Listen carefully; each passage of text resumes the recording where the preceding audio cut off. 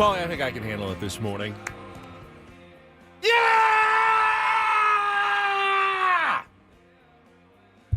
How about that? That's my best guttural scream for you because that was really cool last night. Welcome in. Paulie's a little shocked that I had that in me. I'm aroused. Good morning. That's what I am. Wow. On a Wednesday. Wow. I'm probably done after that. It hurts. Now I got to talk for 4 more hours after that. Welcome into Ben and Woods. It is the middle of the short week here already. It is Paul Rindle, our executive producer, and myself. Woodsy is going to take one more day at least. Hopefully, he'll be back tomorrow, if not in person, at least virtually on the program as he recovers this week from, the coronavirus. But he's okay. He's doing better, right? Yesterday, Paulie, last time you heard from him. Better. I have not heard from him this morning yet, but as of yesterday, he was definitely on the road to recovery. Yeah. He talked to him earlier in the day yesterday. He still had the raspy voice a little bit, drinking a lot of tea and water and just trying to recover, but he's feeling better, which is good. Well, I'm feeling pretty good this morning. A little tired after a terrific night last night at Petco Park. We went and celebrated my son's 21st birthday with family.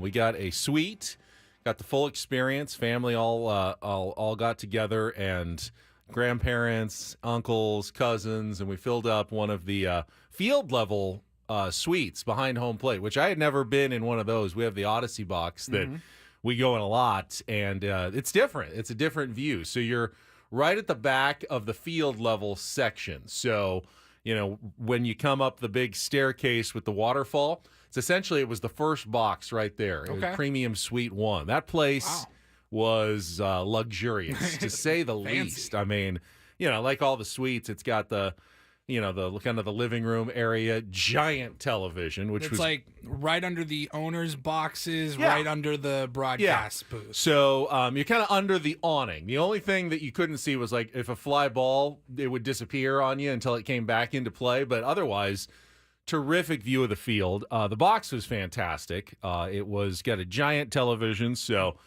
Basketball Ben's family had the NBA playoff game going on for the first hour after we got there before the game started.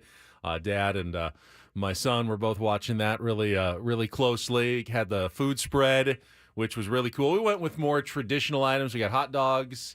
We got mac and cheese. We did get sushi. My son likes sushi, so we got a sushi platter, which hot was dogs and sushi. Pretty decent. Not a bad combination. My stomach's a little on edge this morning after hot dogs and sushi last night at the ballpark. That's a hell of a combination. And then, we did a birthday cake. They set that up as well at Petco Park. A big vanilla cake with chocolate frosting that was really good. Got to sing Happy Birthday and the 7th inning stretch at the same time at the end of the game. And what a fun game to get to go to as well. I mean, just when you're going and you kind of cross your fingers that you don't get a dud. I mean, you pick the day, a couple of months in advance. Like, okay, I mean, you don't know who the pitching matchup's going to be. You have no idea.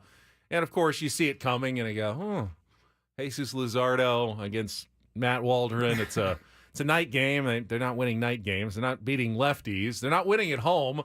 Oh, this could be an L. That's not what we were going for. But instead, not only did you get a win, but you get to see some Major League Baseball history made in the 9th inning when Jeremiah Estrada comes in and strikes out his 11th, 12th, and 13th batters in a row. I wasn't quite sure going into the game like what the record was, but apparently that was the new Major League Baseball record, at least since they started keeping like play-by-play stats in 1961 in the modern era of baseball. So, with the current mound and, basically in an era that you can compare apples to apples, it's the greatest stretch of individual pitching that we've ever seen. And it belongs to one of the most unlikely now characters. It's not Randy Johnson or Billy Wagner or Mariano Rivera or Trevor Hoffman or someone who was a legend of the game, a Hall of Famer. It belongs to a guy who was waived by the Chicago Cubs in November.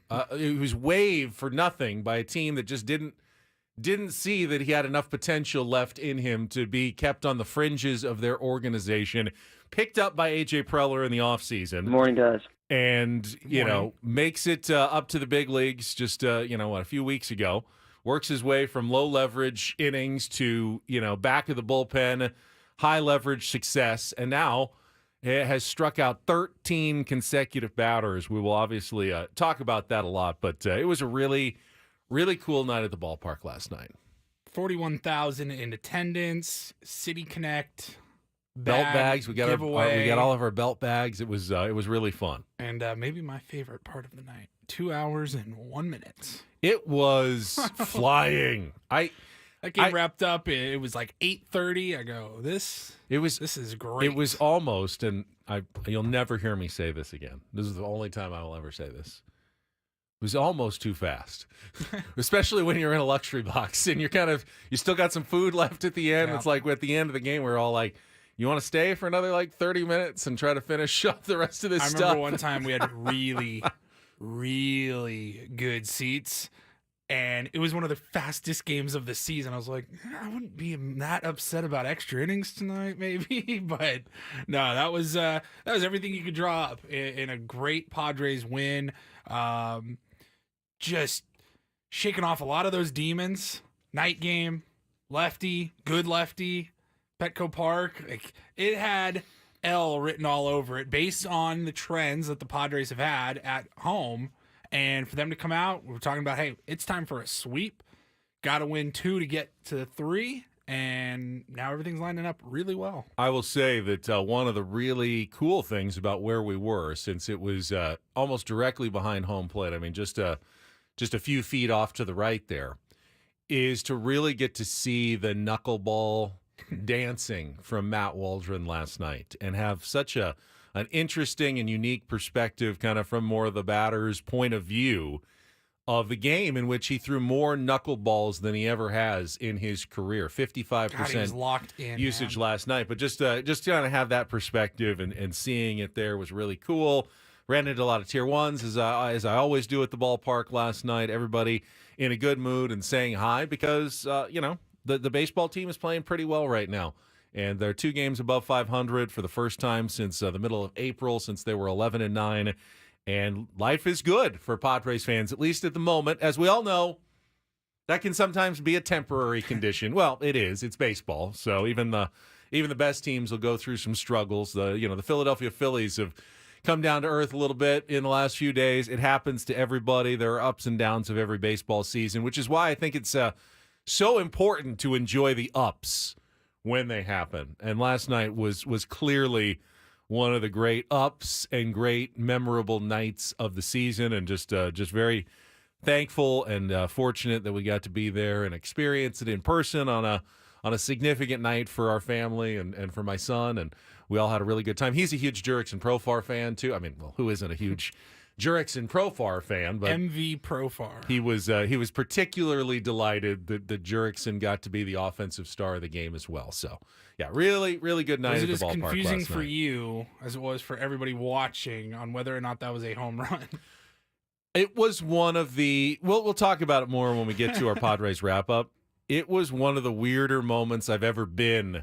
I actually haven't heard the call yet from Jesse. Oh, it's great. It's great. I heard it on the way home last but night I during was Sammy's watching postgame on show. television, and you definitely thought he caught He's it. just as confused as everybody else. I promise you. Don and Tony thought he caught it. I kept looking like. I know the thing in the bullpen is you don't react to anything, but not even like. I mean, guys.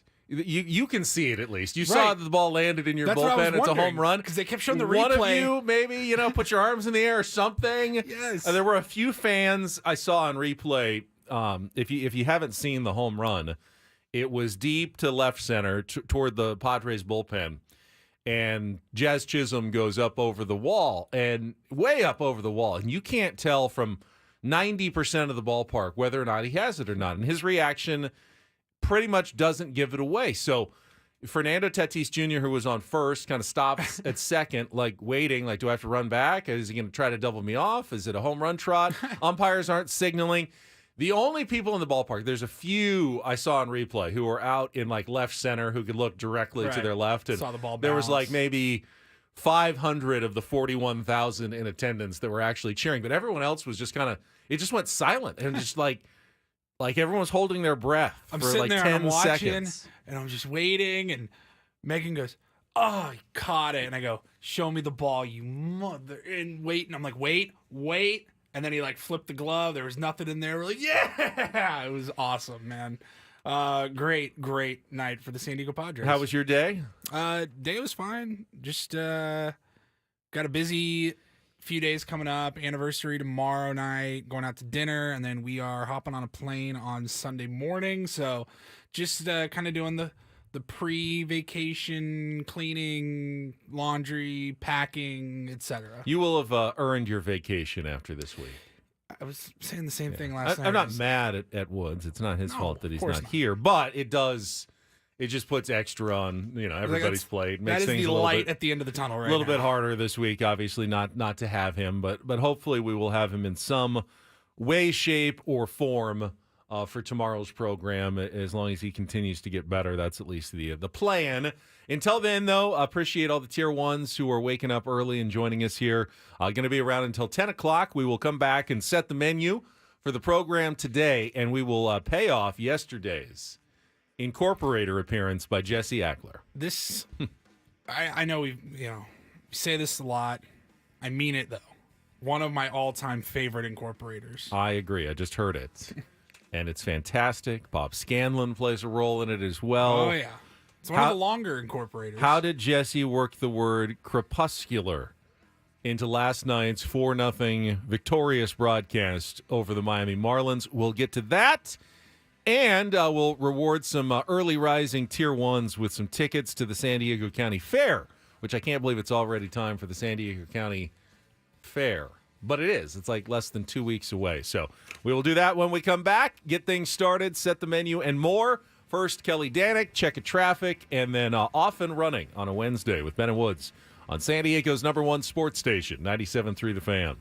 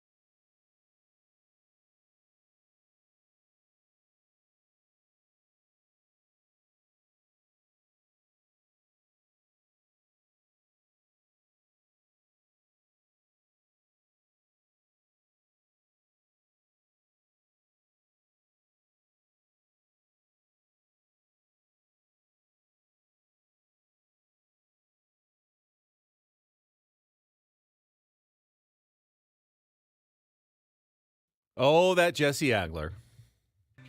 Did it again last night. He's always up to something. Did it again last night. Now, as I told him, I didn't think he'd have trouble with the Incorporator word that the Tier 1s came up with yesterday for him. But he's got Bob Scanlon sitting at his side, which always, I think, brings a different dynamic. Bob has done the Incorporator before when he's filled in for Jesse. So he's a little more, I think, kind of cognizant, if I use an Incorporator word myself. But Tony works here. What might be going on. Tony works here, but I don't blame Tony for not being necessarily dialed into the Incorporator every week. He's in the afternoons. He's got his own schedule. It's fine.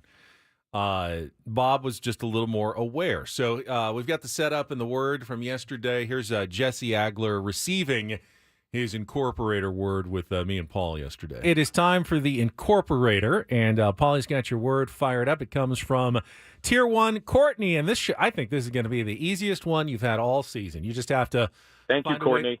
Find a way to work it in. Here it is, Jesse. Crepuscular. Crepuscular. It is having to do or relating to twilight. Crepuscular.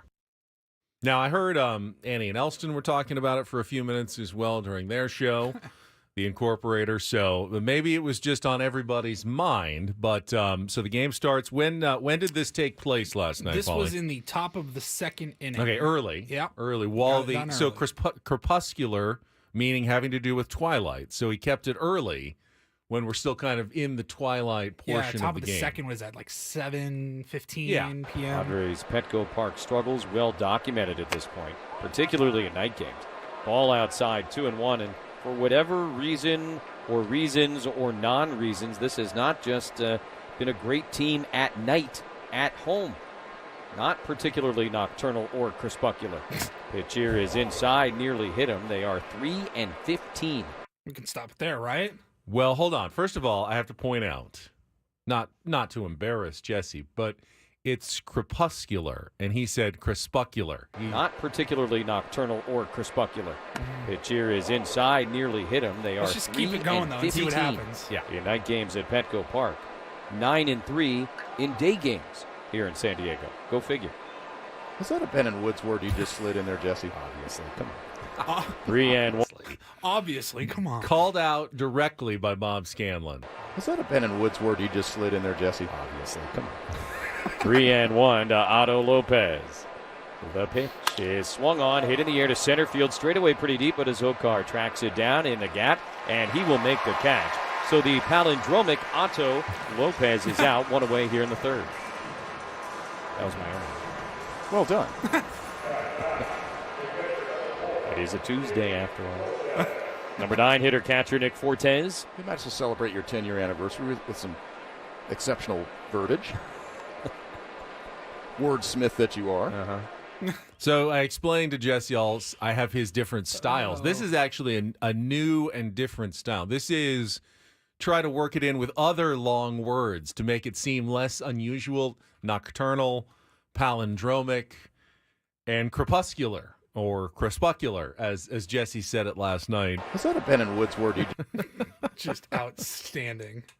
Fantastic. And by the way, congratulations to Jesse. So when we were at the game last night, right before the game, they honored, and they've done this, I think they do it every season. So when you are a Padres employee, whether you work in the front office or the ticket office or wherever, when you get to your 5-year anniversary, and I think every 5 years after that, they invite you down to the field before the game, and Eric Grupner and Mike Schilt are standing at home plate, and then they call out each employee individually for the anniversary, like congratulations on 5 years, so-and-so, and they take a picture. You get a picture at home plate right before the game, which is really cool. They do it like on your actual 5 or 10 years? I think they do it it's sometimes. Your fifth season. It's so your fifth season, and they do them all because they had like 7 or 8 people lined up, and they had the 5-year anniversaries, and then they got to the 10-year anniversaries.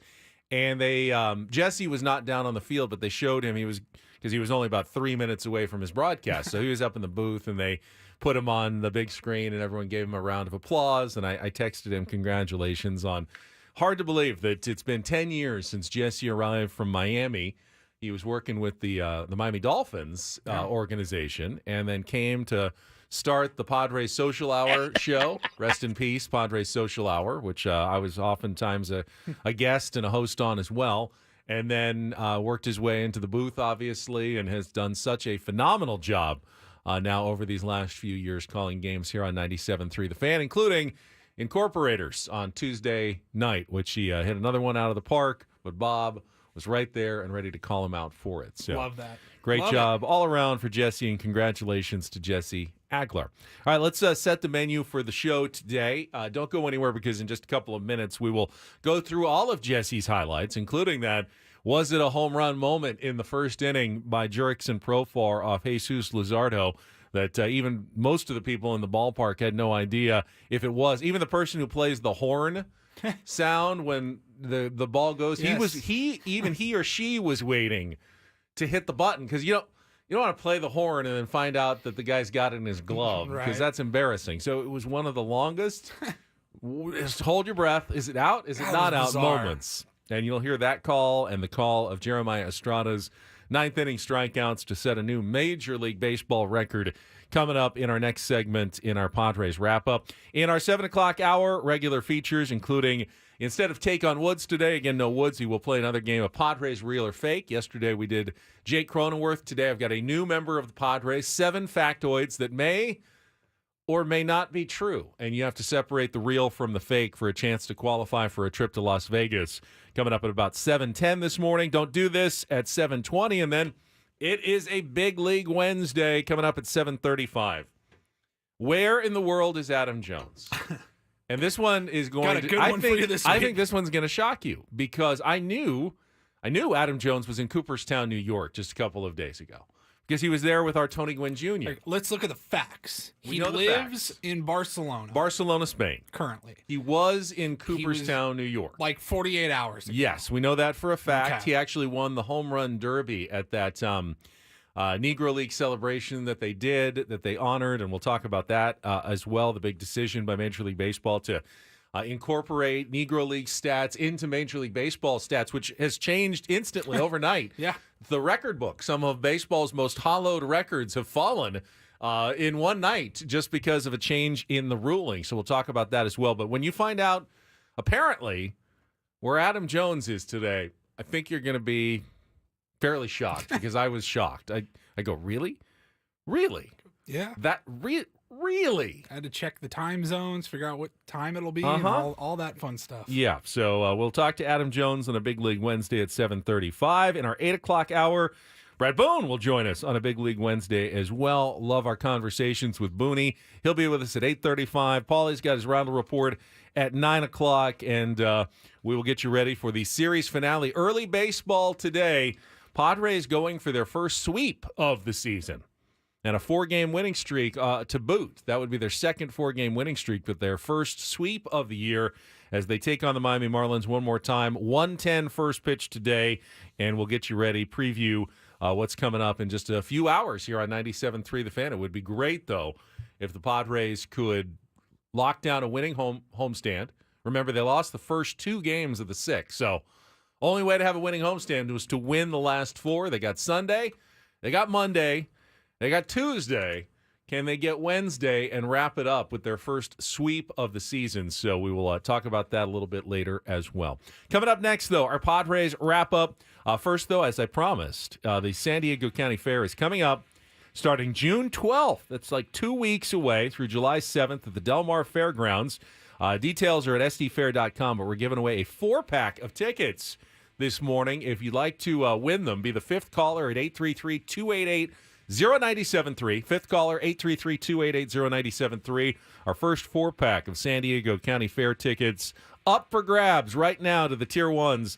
Give us a call, 833-288-0973, and then we'll come back with our Padres wrap-up from last night's 4-0 win over the Miami Marlins with Ben and Paul on San Diego's #1 sports station, 97.3 The Fan.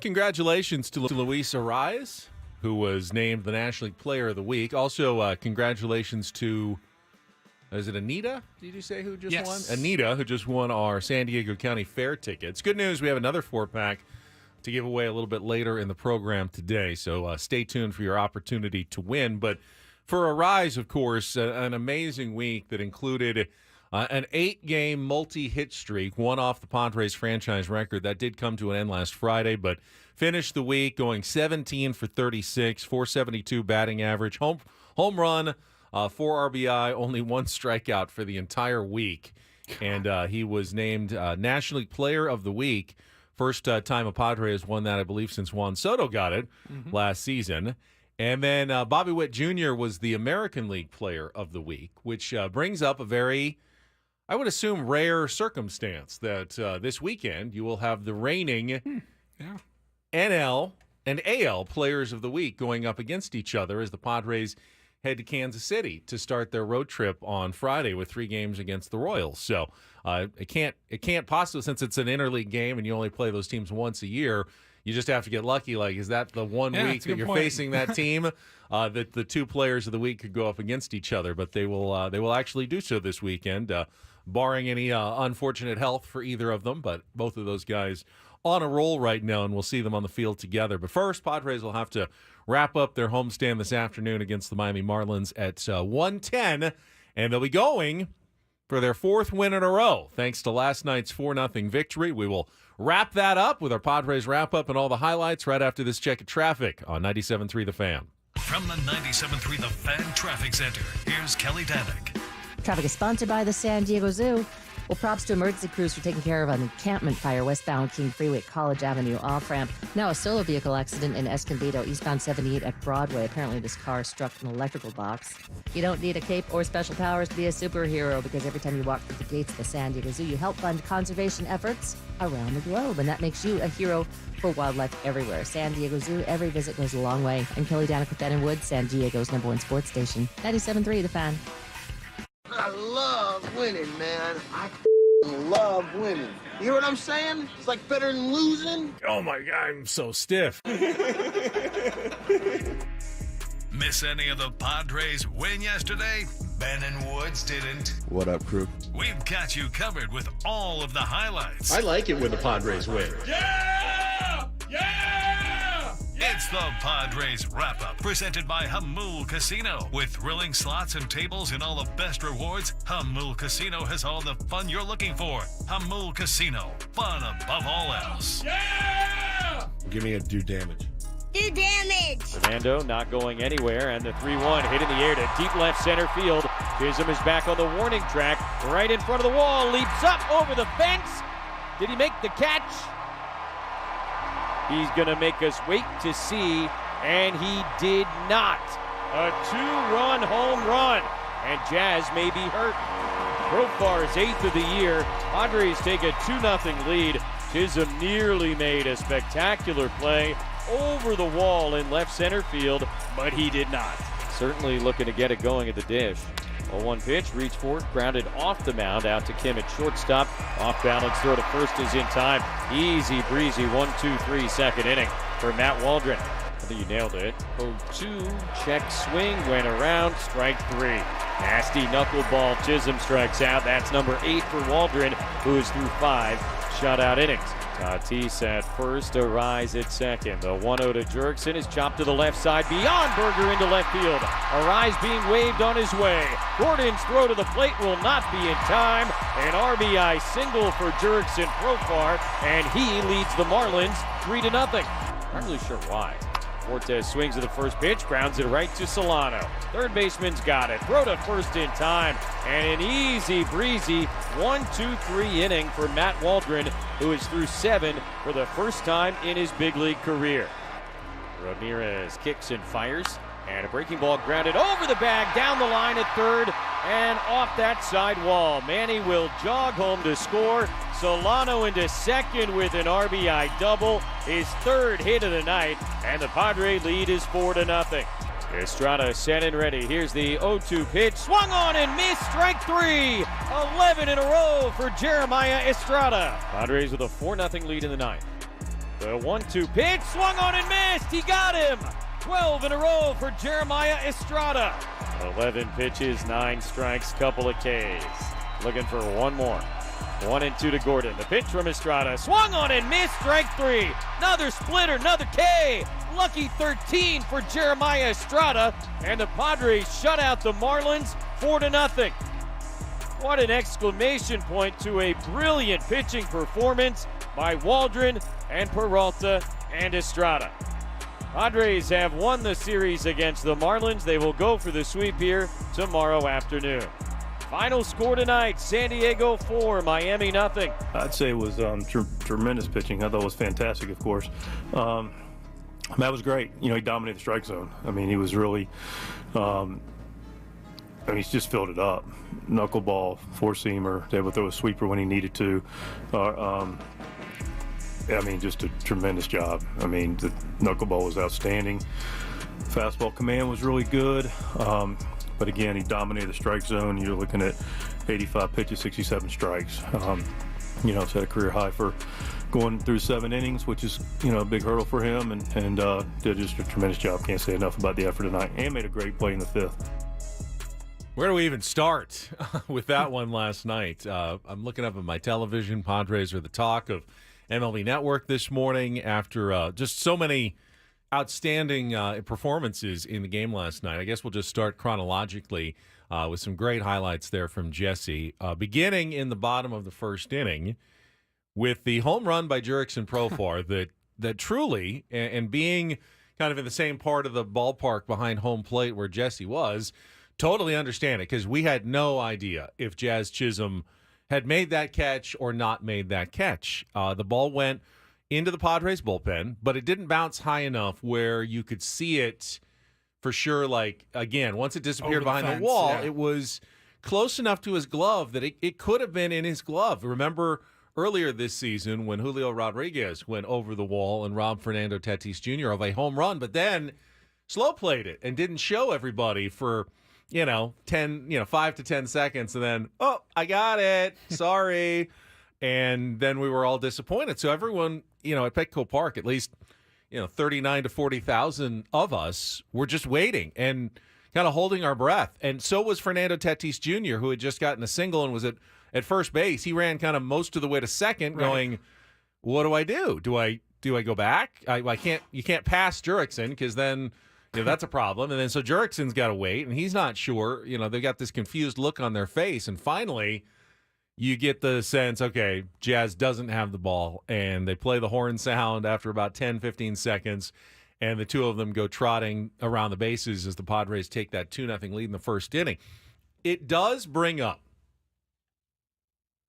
a possible, flaw in the design, though, because let's say Jazz did have it, but didn't show anybody.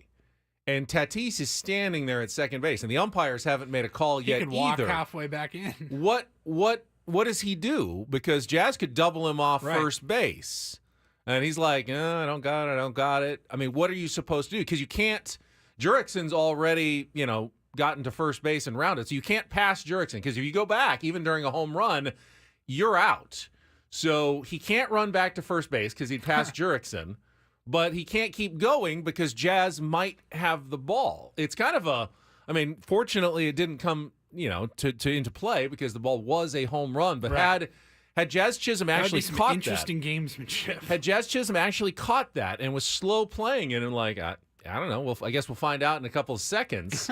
He really left, Tatis and Jurickson hanging out to dry there on what it was. And I guess it's up to the umpire to make a faster ruling. Like, you got to tell us right away, one way or another, if it's out or safe. And if you rule it's a home run and then he does catch it, then at the very least, you can't say that the guy can get doubled up at first, because he's just going by what the umpire said. Umpire said it's a home run, so I started my trot. Right. And you'd have to put him back at first base then if it was an out. So maybe the moral of the story, and Jazz didn't do this, but Julio Rodriguez absolutely did. I don't think there was anyone on base when Julio Rodriguez did it. It's very rare to even have the opportunity to do that. A lot of things have to come into place. It's like once a season, maybe. But don't slow play the home run robbing catch either way. And Jazz didn't, so I'm not criticizing Jazz Chisholm And I don't think anyone was on base when Julio Rodriguez did it. But I had that thought going, this potentially creates a real dilemma out there on the base paths with no call, no idea of what you're supposed to do, but then no option to really go back or go forward. We were all just left in a state of limbo for a few seconds last night going, I don't know what's happening here at the ballpark. But Jurickson, by the way, they put up a screen, and I tried to screenshot it, but I didn't quite get there. But I'll tell you, his rank still in Major League Baseball. Top 10 in average. I think he's 6th in average, 3rd in on-base percentage, 7th in OPS. His walk rate is top 20. His strikeout rate, not striking out, is top 20. And the two combined are one of the best in baseball this season.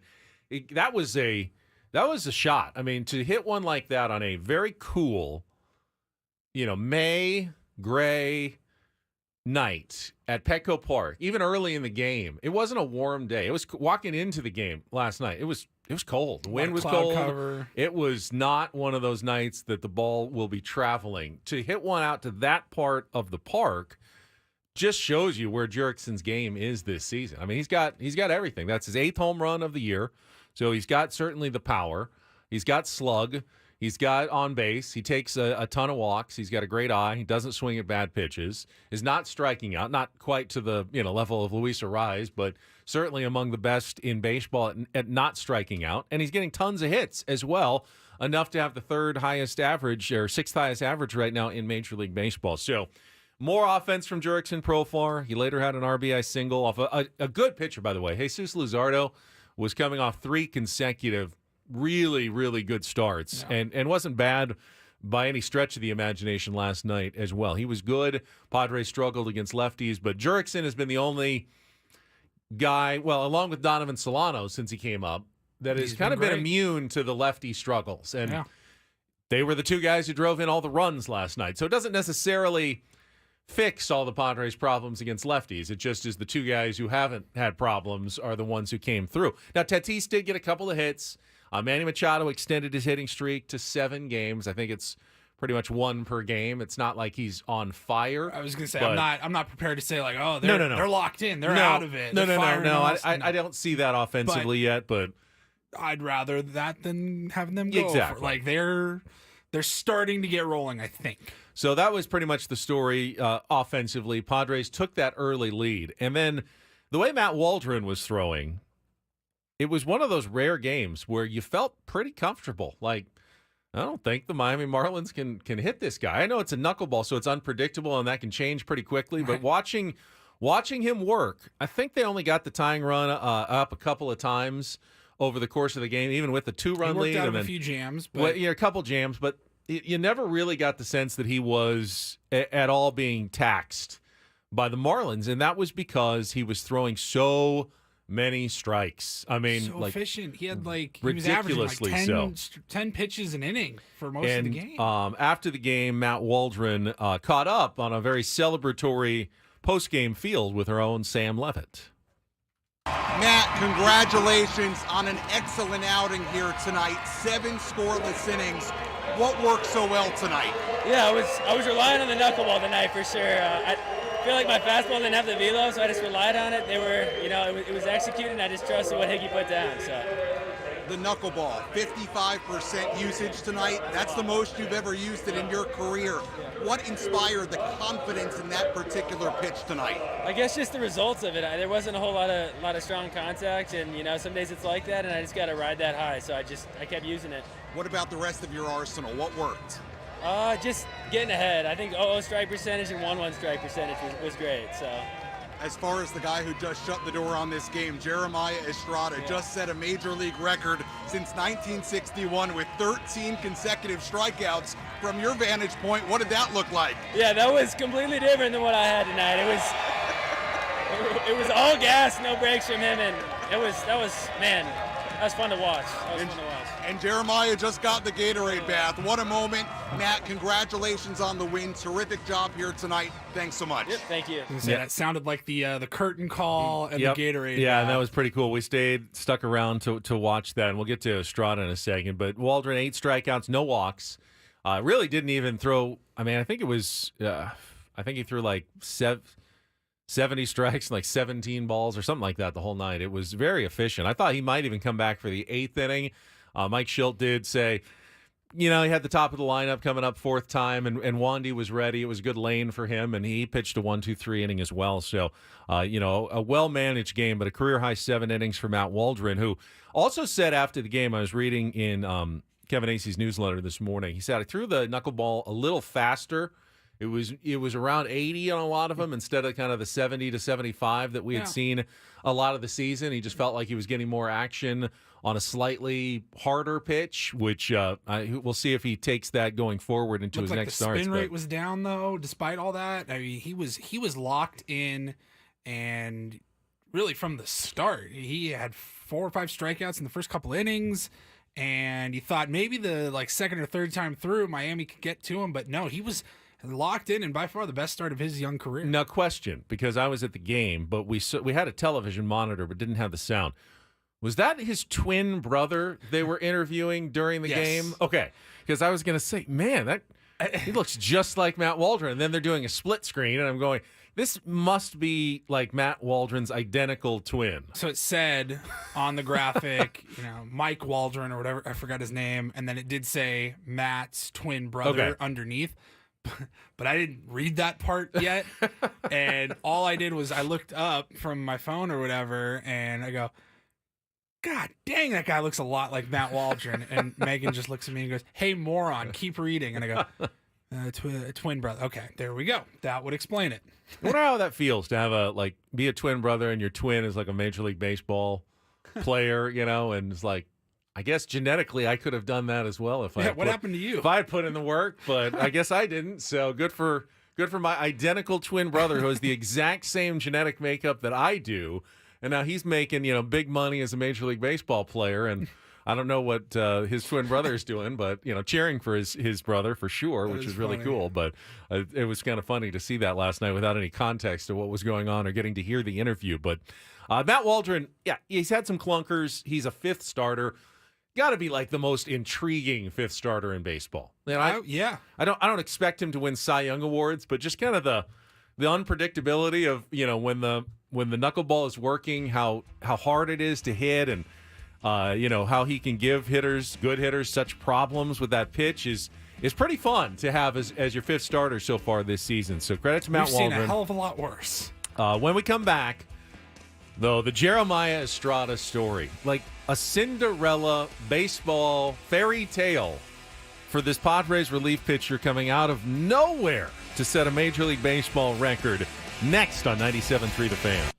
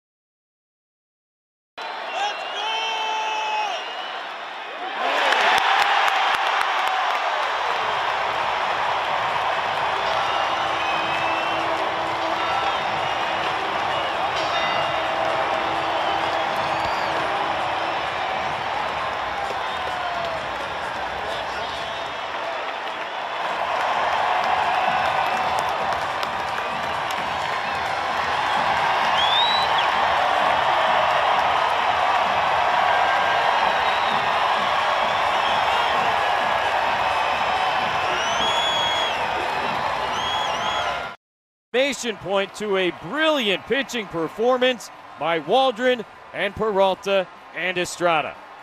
History. Baseball history at Petco Park last night. Welcome back. Hour number 2. It's Ben and Paul. Hopefully Woods will be back tomorrow here on 97.3 The Fan. This hour on 97.3 The Fan is brought to you by Tropical Smoothie Cafe. A tropical smoothie. Whoa. Sorry. Try that This one is a again. new one. All right, this hour on The Fan is brought to you by Tropical Smoothie Cafe. At Tropical Smoothie Cafe, summer is our season, and we're kicking it off with a free 12-ounce Island Punch smoothie for National Flip-Flop Day. Grab your flip-flops and head to your local cafe today, May 29th from 2 to 7 p.m. Terms and conditions apply. Well done. So Jeremiah Estrada, and I saw Jeff in the chat says he's already working on a Carne Estrada sign for the next homestand. I don't like that. I love that. I love that one. That's a great one. New nickname, Carne Estrada. Carne Estrada. That's fantastic. That may be the greatest nickname I I've love ever that. heard. That's got to be his new nickname.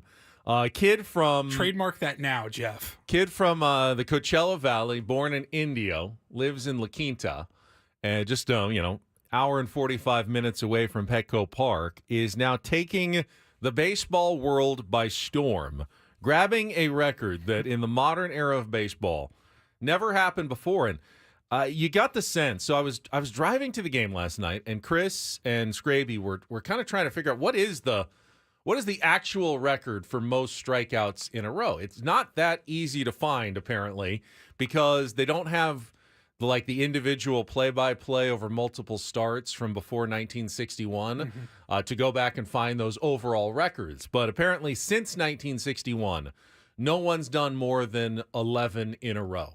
A couple of guys did it a couple of years ago. I think Aaron Nola did it. A couple of other pitchers have gotten to 11. The Padres record had been 9. Alvarado had it. Yeah, Jose Alvarado. Jake Peavy, the record had been 9, which Estrada broke his last appearance. So he was going into last night already with 10 consecutive strikeouts. And you did get the sense at Petco Park last night, people understood what was going on. They were excited when he came in, even though it wasn't a save situation. It was a 4-0 game in the 9th inning. They were looking for strikeouts. It was going to be a big disappointment if he got an out and it wasn't a strikeout. And, of course, you just heard the highlights of Estrada going 1-2-3 in the 9th inning to extend now and lengthen the Major League Baseball record to 13 in a row. And while that's a bit of a kind of an oddity in just terms of, hey, it's 13 straight strikeouts, what he is actually doing in terms of getting batters out is incredible. Among Major League relief pitchers right now, Jeremiah Estrada's 0.55 ERA is second in baseball. His FIP, fielding independent pitching, 1.23 is fourth in baseball. Strikeout percentage, 48.3%, second in baseball. Opponent average, 0.93 is first in Major League Baseball. And his opponent OPS allowed of 303 is first in Major League Baseball. This was someone who was, again, released by the Chicago Cubs, waived at the end of the last season in November. Could be picked up by anyone. Padres took a flyer on him, worked with him in the pitching camp that Joe Musgrove did in the offseason, thought might have something here. Saw, a good spring training, not good enough to make the Major League roster, but to be one of the first options to call up for the minor leagues. And he has just taken the bull by the horns. And now the Padres have one of the nastiest, if not the nastiest in baseball, 1-2 punch at the back of their bullpen in Robert Suarez and Jeremiah Estrada. No one wants to face either of these guys right now. They've both been absolutely sensational this season, and this is just an incredible story. Not one you'd expect. I think those are the best kinds of baseball stories, the ones that do come out of absolutely nowhere to just delight. And Mike Schill talked after the game a little back and forth about what Jeremiah Estrada has been doing. How do you put into context the dominance of Jeremiah Estrada? It's an expansion era record for him to strike out 13 batters in a row. Yeah, I was just talking to JP and Craig on the way here, and I don't know what you say about that. You're talking about clearly significant historic achievement right there.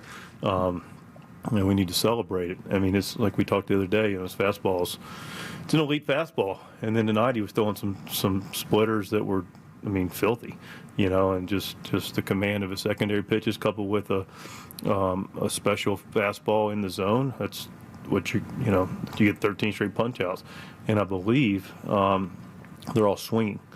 So that's even more impressive. So clearly, congratulations to Jeremiah. It's fantastic, and congratulations to us. He's throwing the ball well, and he's been a big part of our recent success. They were all swinging. You're not. I know you're not in the box, but why can't anyone hit him? Like we discussed, more recently about the fastball. It just has characteristics. I can't explain it. My math skills weren't great. Repeated algebra almost 3 times. But, I don't know how it works. I just know that when we acquired him, Ruben talked to me in January about him and told me about how elite his fastball was relative to just the carry on it. And then Ruben and Fritzy went to work with Jeremiah, who gets all the credit. Jeremiah gets all the credit. They partnered with him about just being consistent with being able to get it in the zone and challenge guys, and then coupled with clarity to his secondary pitches, and give Estrada a ton of credit. Like I said, in spring training, we're starting to see it, and here we are. It's just a special pitch.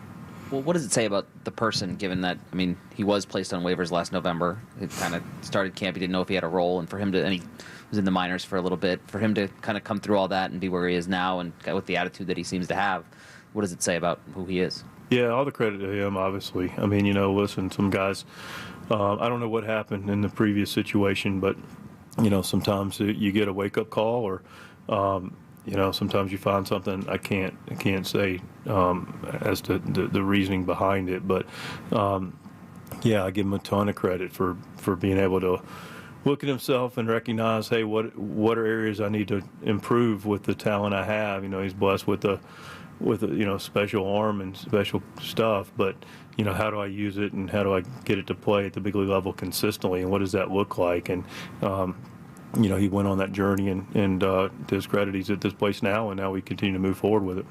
Mike Schultz talking about Jeremiah Estrada and his Major League Baseball record, 13 consecutive strikeouts. But obviously he's got great stuff. A lot of guys though have great stuff. You usually don't get to the level of big league pitcher without some pretty impressive stuff. And as East County Chris pointed out in our chat, Eno loved Jeremiah Estrada's stuff when the Padres picked him up. We talked about it. Stuff plus was off the charts, but you have to be able to harness it and use it to get major league batters out. And he wasn't doing that with the Chicago Cubs. He had an ERA over 6, was not in the zone enough, and the Cubs just couldn't fix him. Padres thought they could, and or maybe it's all on Jeremiah figuring out himself. Schilt obviously give all the credit to Jeremiah. I'm going to give some of the credit to the Padres coaching staff. Ruben Niebla, though, as well, as part of the team that has gotten Jeremiah Estrada so locked in. And now I think there's a question. Does Jeremiah Estrada belong on the All-Star team?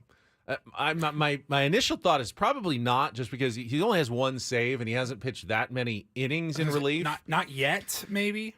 But it's not. We're not there yet. It's got another month to go until they name the teams. But let me give you my argument. Paulie reminds me we got our real or fake game coming up here, so we need a contestant. 833-288-0973. If you want to play our game, a chance to qualify for the trip to Las Vegas, give us a call right now, 833-288-0973. We're about 2 minutes away, so dial fast and get locked in for our game coming up.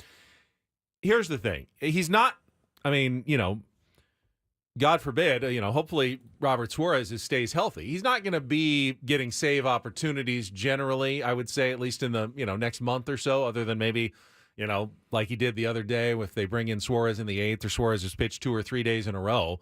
So he's not going to put up gaudy save numbers. Those are usually your all-stars.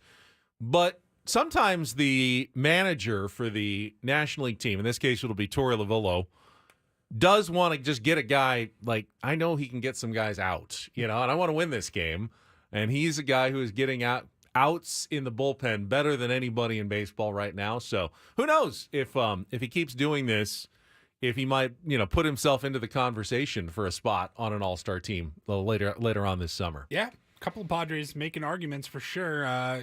Just a couple of weeks ago, Wasn't sure we were going to have very many representatives. Well, Profar absolutely deserves to be on the team based on what he's done so far. Suarez, I think, absolutely deserves to be on the team. Arise, I think, is definitely a candidate for it, and the way he's hitting should be on the team. So, yeah, multiple All-Stars. Fernando's going to still be on the fringe just because he's Fernando Tatis Jr. The other part of it is that there hasn't been a lot of great outfielders putting up gaudy stats. Now Acuna's out, so he's not going to be in for the All-Star game in the National League.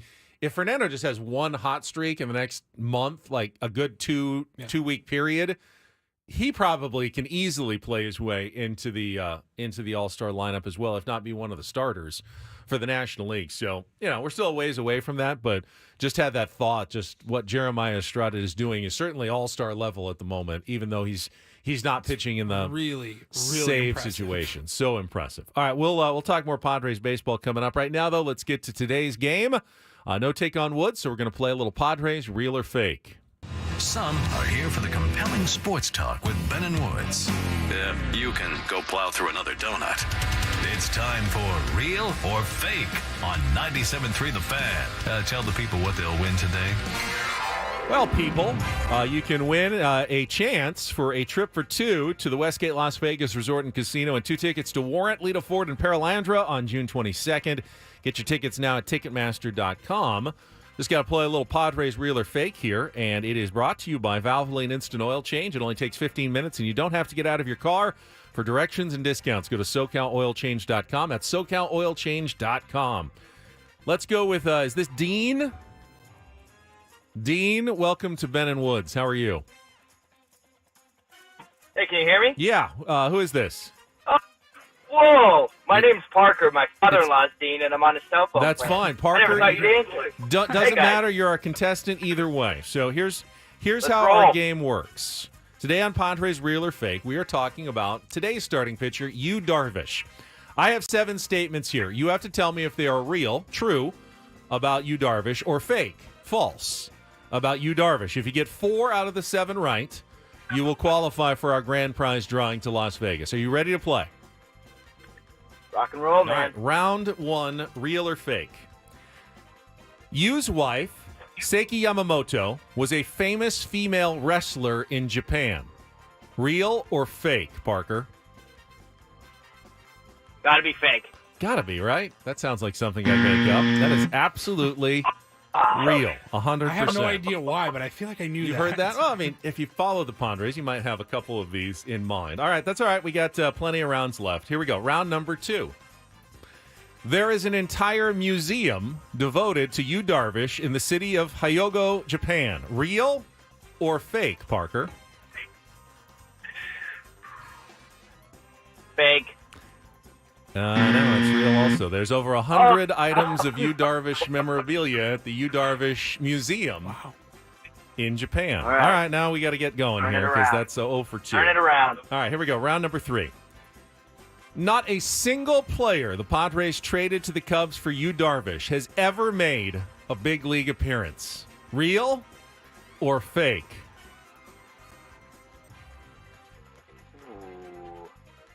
Fake. Yeah, all right, you got me. That was a trick question. So none of the minor leaguers the Padres traded has ever made it to the big leagues, but they also traded Zach Davies in that deal, and he did and has made many big league appearances. So you got me on that one. That's 1 correct. Go to round number 4. Yu Darvish went to the same high school as his pitching idol, Hideo Nomo.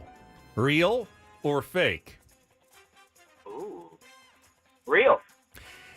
Fake. He actually did go to the same high school as a couple of Japanese pitchers, including, I think, Kazuhisa Sasaki, but not Hideo Nomo. All right, that is 3 wrong, which means you need to get the last 3 correct, or you're going to be knocked out here. So let's go. I mean, you can always win 3 in a row. It's possible. Round number 5.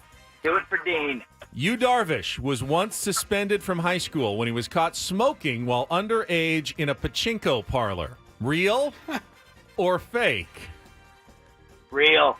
Yeah, bad boy you gets suspended for smoking at a pachinko parlor. One of my favorite things I've ever heard. All right, you're still alive. Here we go. Round number 6. Yu Darvish was the 2012 GQ Man of the Year for Japanese GQ magazine. Real or fake? Fake. No, it's real. Oh, no. Sorry, Parker.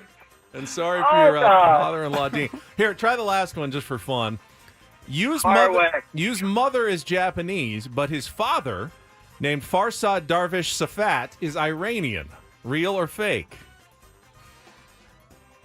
So real. That is real. That is real. But unfortunately, 3 is not quite good enough. Parker, thank you for playing today on unsuccessful, but one of the more fun games of real or fake I think we've had. That was good. I did not know a few of those tidbits about Yu Darvish. What a man of mystery that Yu Darvish really is. Tier 1. I didn't know that about his father. His father was an Iranian, a soccer player and a motocross rider from Iran, and went to, I think, University of Florida, and then married his mother, who was Japanese. But the reason why he's like Farid Yu Darvish is part of his Iranian heritage, not just Japanese heritage of Yu Darvish. So, yeah, lots of funny and interesting nuggets there about Yu Darvish, who will pitch today in the series finale against the Miami Marlins.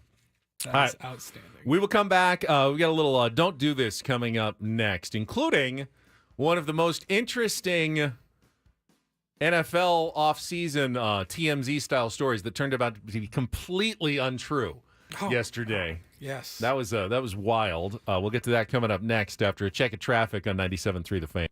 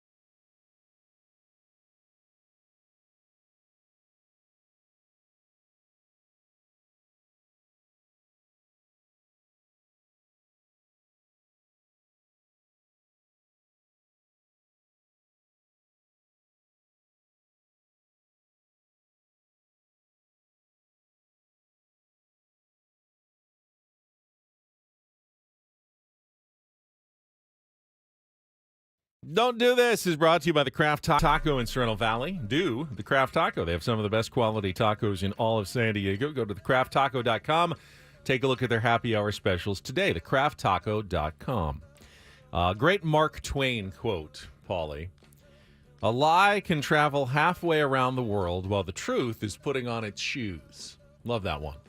And it is truer than ever in the age of social media when one false viral report can then be amplified very quickly by other people who don't bother to verify whether it's true or not. And that happened in a report that was put out there by a number of people, including the famous NFL aggregator Dov Kleiman, who's not a reporter necessarily. He just takes other people's stuff, I think, and kind of puts it out there for the most part. So I don't know I looked really into even it a know little who he bit is. after I saw this story was going around, and that's a weird account It is. on social media because it's like nobody really knows who's behind it. There's rumors or reports that like the original guy sold the account to somebody else who's running it because it has a ton of users or a ton of followers, and they can get paid based on the engagement that they get now. It's very weird. So,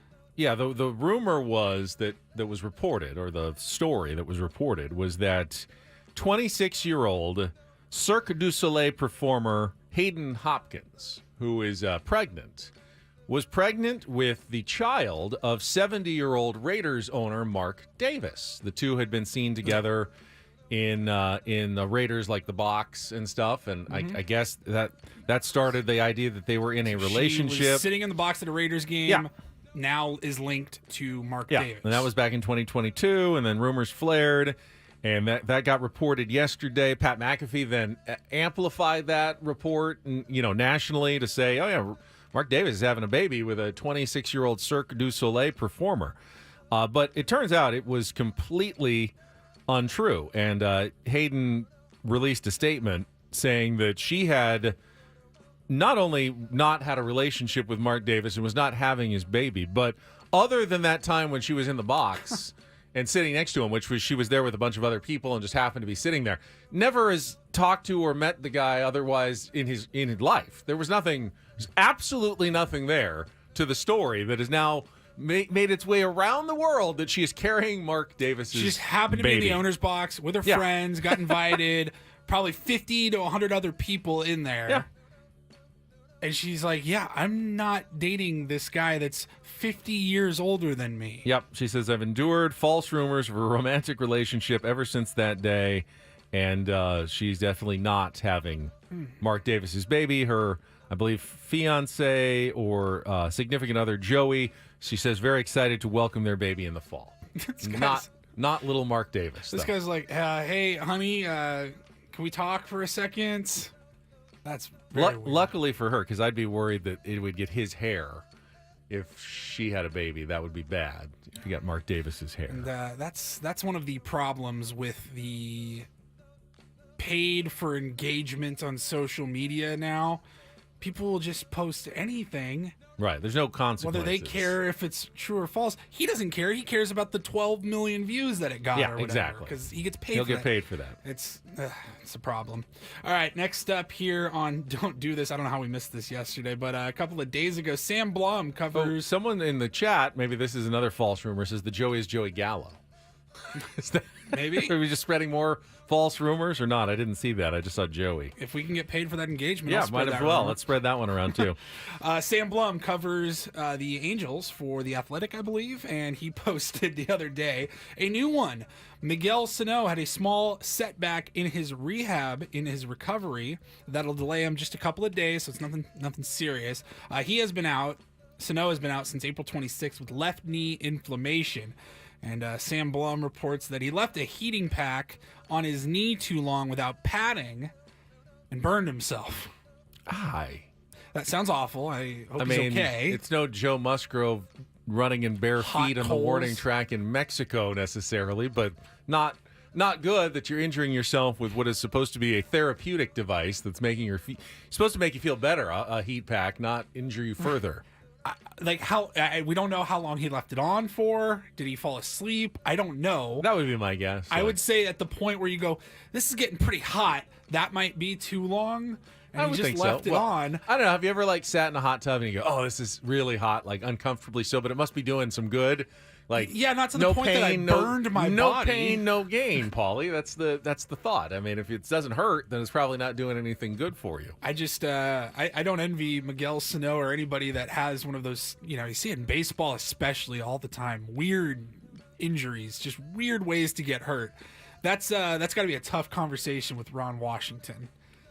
Hey, Skip, I know it's supposed to be back on Friday, but no. I'm going to need another week. What'd you do? Burn myself with a heating pad?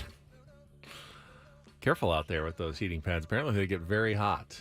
All right, finally a little do this. DD mega doo-doo. And I'm waiting for the backlash on this story from the people who are going to tell on themselves because they can't stand a world in which Ty Cobb isn't the greatest hitter of all time. But so yesterday, Major League Baseball made the decision, and they had been talking about this for a while, but they are officially incorporating Negro League statistics into the Major League Baseball record book. So something that players did in the Negro Leagues now counts, either combined between the two leagues together, push them together, or just in the Negro Leagues on their own, which does change a number of all-time baseball records, including Josh Gibson, who now becomes baseball's career batting average leader at 372, surpassing Ty Cobb's 367 as the all-time leader.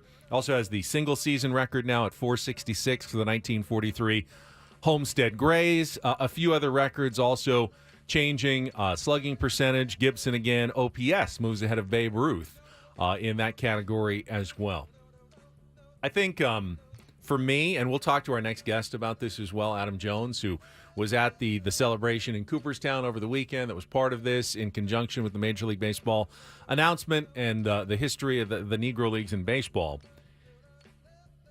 Just logically in my mind, you have to realize that the quality of baseball had to be pretty much equivalent to Major League Baseball, right? I mean, I think there's a huge criticism of Major League Baseball that they weren't facing the best players because they weren't integrated. They weren't going up against all of the best competition out there.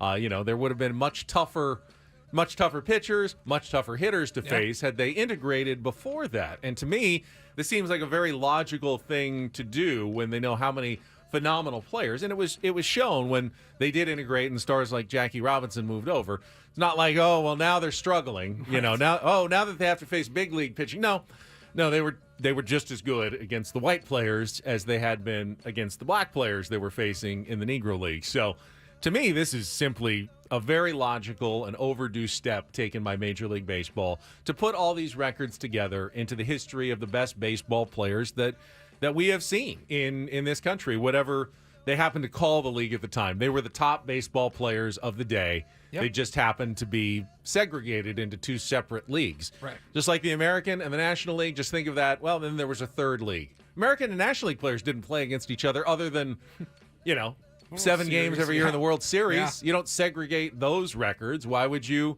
separate these as well? To me, it's very logical. I guarantee you there will be some people who go, you can't do this. You're messing with baseball history. No, you're not. I mean, Ty Cobb was still a very good baseball player, but he was not going up against the best of the best. You are fixing. You are making baseball history more accurate by doing this. It was weird to just be like, all right, so overnight, like in the blink of an eye, the record books have been rewritten. But I think it's absolutely fair and appropriate. Is it weird? A little unusual to see this? Yes. You don't see it all the time, but it's the way it should be now. I think it's the logical thing to do. Whether it's, people are going to say, oh, you're trying to be political, you're trying to be, woke or something. I just think it makes sense, which is why I'm in favor of it. And that's don't and do this for a Wednesday.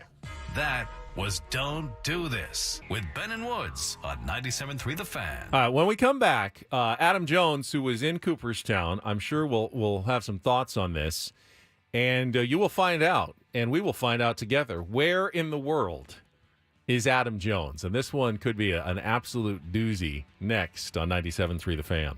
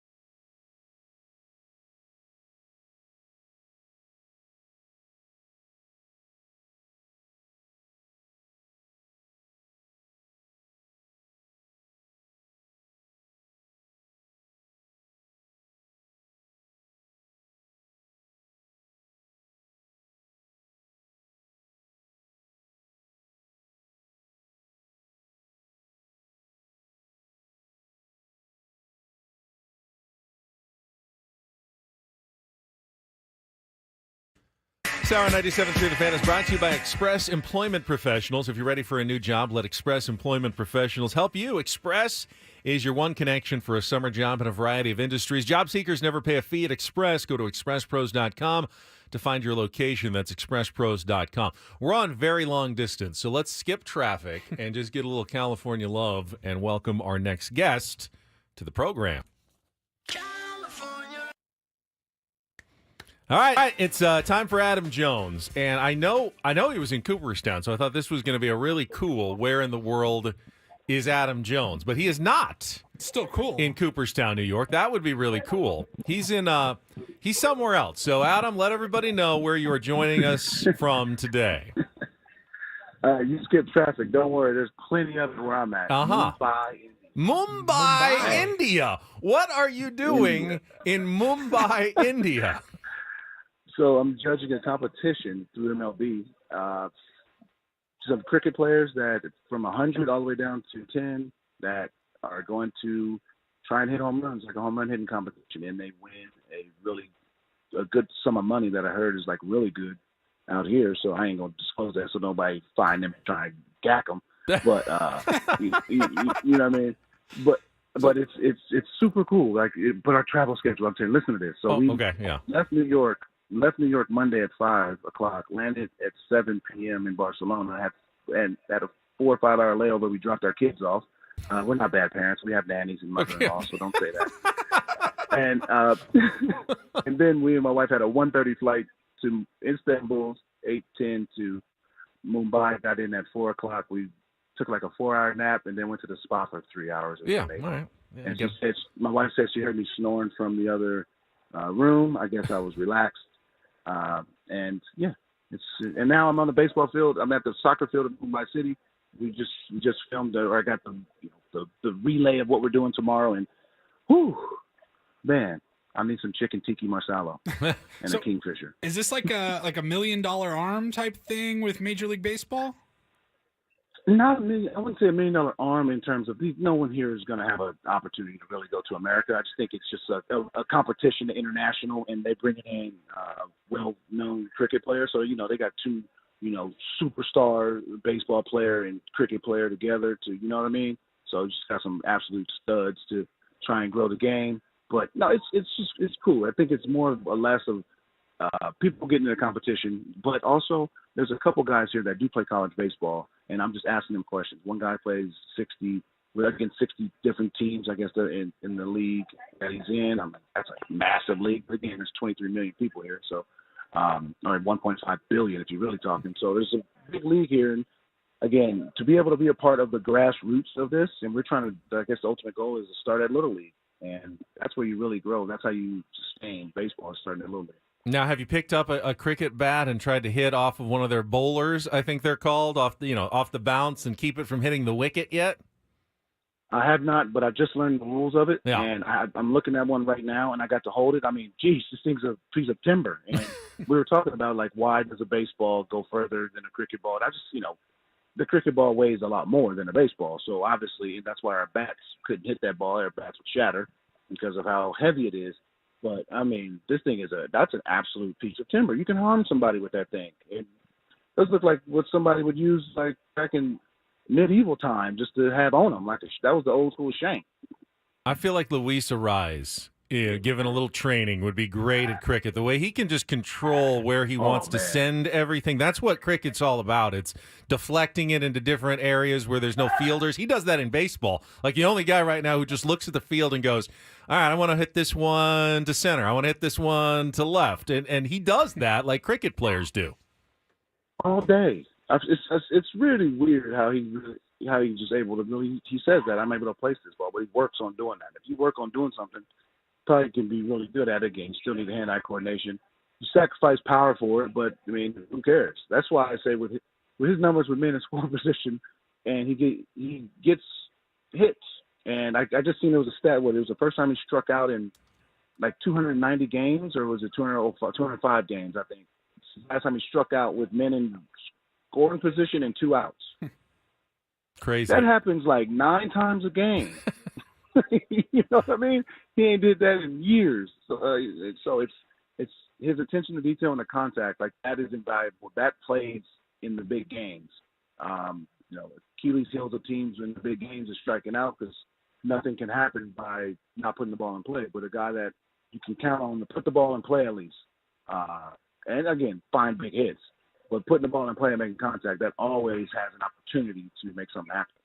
We're talking to Adam Jones. He's in Mumbai, India, but he was in Cooperstown, New York over the weekend. So was our Tony Gwynn Jr., who hit a home run during the game that they played at Doubleday Field. But you, I understand, won the home run derby that went with the event. So tell us about what you were there for and what the experience was like this past weekend in Cooperstown. I mean, I've been trying to figure out the words. People have been, asking me that. Magical. It was my first time there. It was special. Walking in that hall, having the Hall of Famers that was there, Eddie Murray, Ozzie Smith, Fred McGriff. Who else was there? Harold Baines, I think. Baines, no, the mustache. Come on, don't draw a blank. I got a name. Not Raleigh Fingers? No. Raleigh Fingers, yes, yeah. Raleigh Fingers. He was on the group behind us. His group was catching us because we weren't playing that fast on the golf. I mean, getting a golf on this course that only the Hall of Famers get to golf on. What? Are you kidding me? These are things that are special. Walking that hall. I got to walk in the hall with CC, and I said, "Dog, your plaque is gonna go up right here." He don't even understand that yet, but he does at the same time. He damn near start crying. Walking in with TG, being around there with his family, who's been there every year for the last 20 plus years. So they're royalty in that building. I texted Jim Palmer. I said, "Sir, this is special. There's been 24,000 of us. There's only 240 in here. This is something special." And I ate it all up in that regards.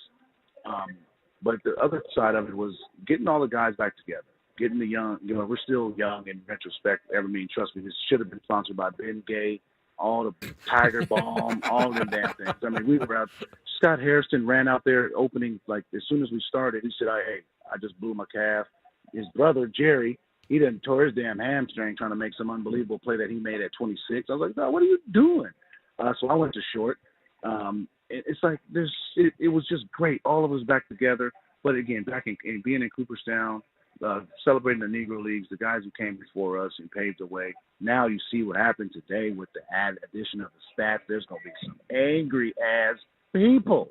Oh my God. Some people going to third, fifth, ninth place. People are going outside of the top 10 that were all beloved. And people are going to be mad. But it was just special. And I'm still trying to find really the words. There's images and pictures, and we have a video coming out with MLB on June 2nd that I think will capture what really happened. And it was just special. And ultimately, we were there to unveil the exhibit of Hank Aaron and how much Hank Aaron has really meant in being a pioneer for not just the Negro Leagues, but for baseball in general, and his generosity, time given to baseball and the Braves organization. And it's, again, just having his wife there and Dave Winfield. I mean, the list goes on and on.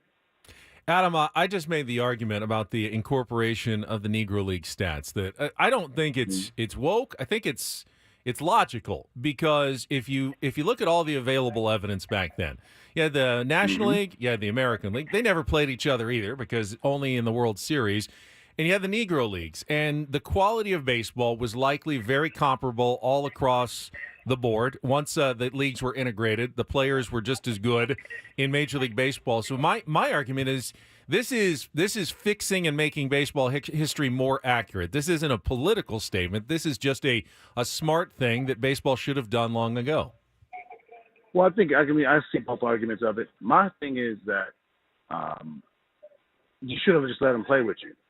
Well, yeah, obviously. If you got the, but that would have just made it easier. But there's all-star games in games that they played against each other where the Negro League stars would play the MLB stars and will get waxed. The MLB stars would just get waxed. And you're talking about the greatest of all time in the 20s and 30s. So, again, some of the best players and with the best numbers in history, as you look up, are African Americans. So it's just, again, it's part of the game. It's part of our history. But also to that, I see the other side. That's why we've been talking about enshrining people into the Negro League Hall of Fame. Again, it's impossible to make it to Major League Hall of Fame. We all know that. But the Negro League Hall of Fame, we can honor our very good black players.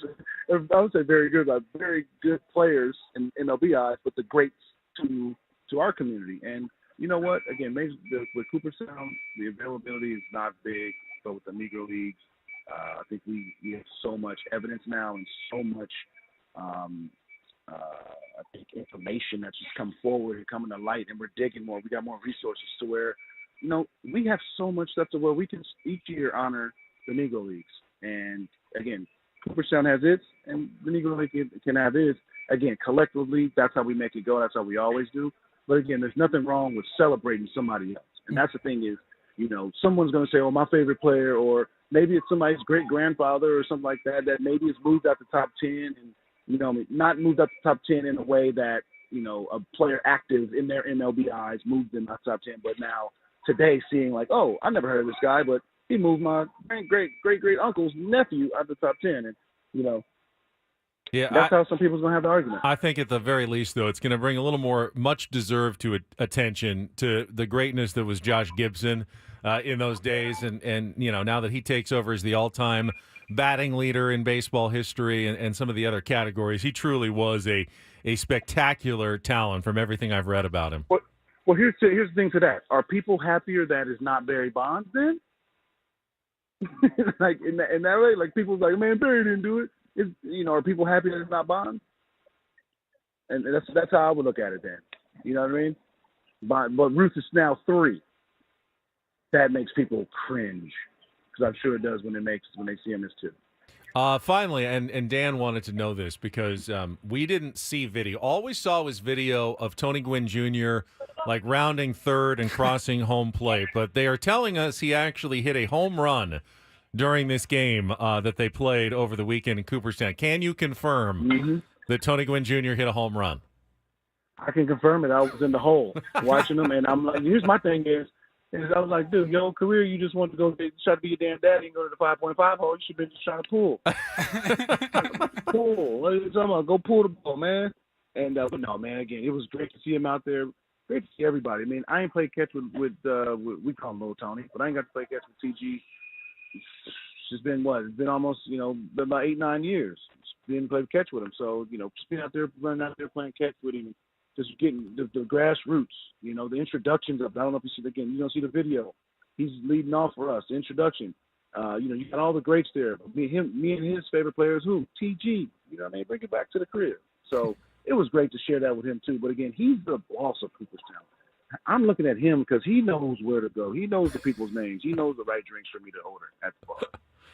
Well, Adam, really appreciate it. This is the farthest flung location you've ever joined us from. Have a good rest of your time in Mumbai, India, and we'll find out where you are next week when we chat with you again.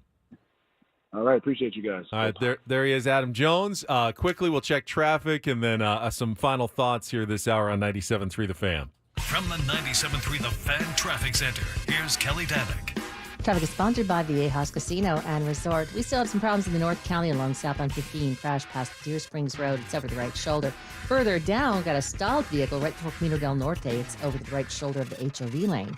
The daily jackpots at Viejas Casino and Resort are on fire. Players have hit huge wins with bets as low as 50 cents. Check out their jackpot winning smiles on the Viejas Facebook page.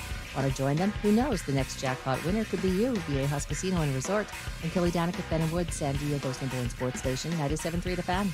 I'm sad to see some hate in the chat about the statistics, and I certainly understand that people are going to disagree about that. And you'll never be able to know for sure exactly, how to compare the two leagues. However, they, as Adam Jones said, they should have been playing together at the time. There was no reason that they should have been keeping black players out of Major League Baseball. And to me, the logic is you didn't even have National League and American League players playing against each other. This simply was an equal third league that was going at the same time. And why not incorporate those statistics? And I don't see it as political. I really don't. People are saying, don't make it political. I don't think it is. I think this is the logical thing. And people say, well, what about Japanese leagues? It's not the same. No one's ever thought that those are on the same level. College, high school, they're not. But this was a top professional league in America that was competing at the same time, and should have been competing together. those are my thoughts. If you've got more, we'll continue next here on 97.3 The Fan.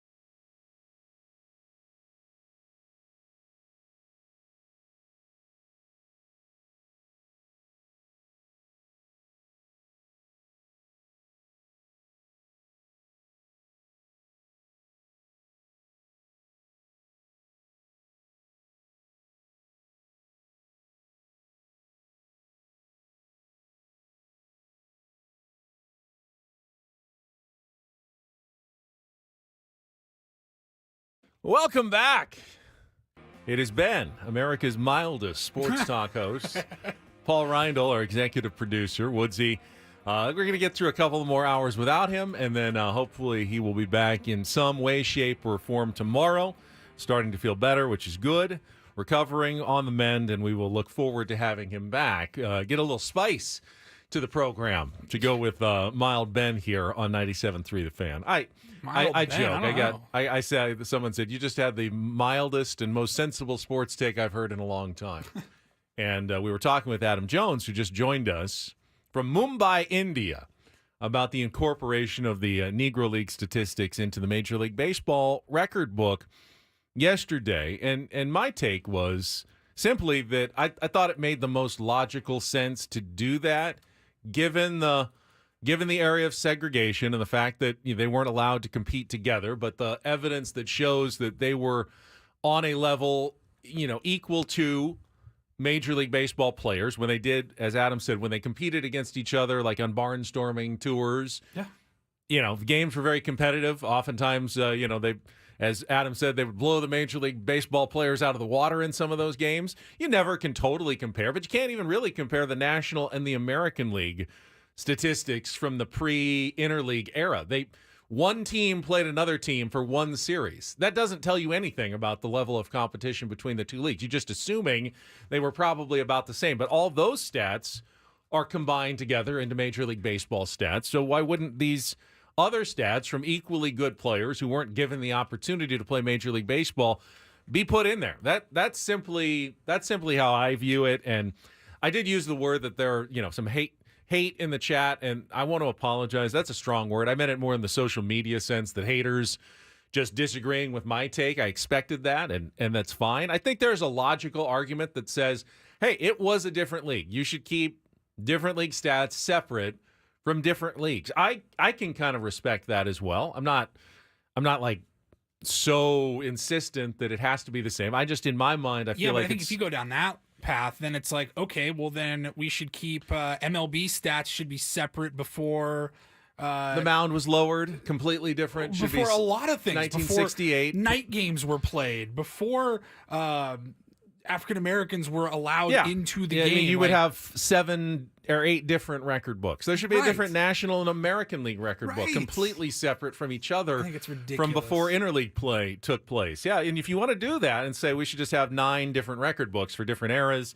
different leagues, and everything, I'll listen to that argument. That's your opinion, and my opinion is that this is just the way we're handling it. That's just the most logical way to go forward, and I applaud Major League Baseball's decision to do so. I did totally enjoy yesterday. I was on the way to the game last night. I listened to Tony Gwynn talk about his experience this weekend in Cooperstown, and specifically playing in that game at Doubleday Field with some of the legends, like the Old Timers game, and he was on the Homestead Grays because obviously they were honoring Negro Leagues and Hank Aaron and that exhibit as well.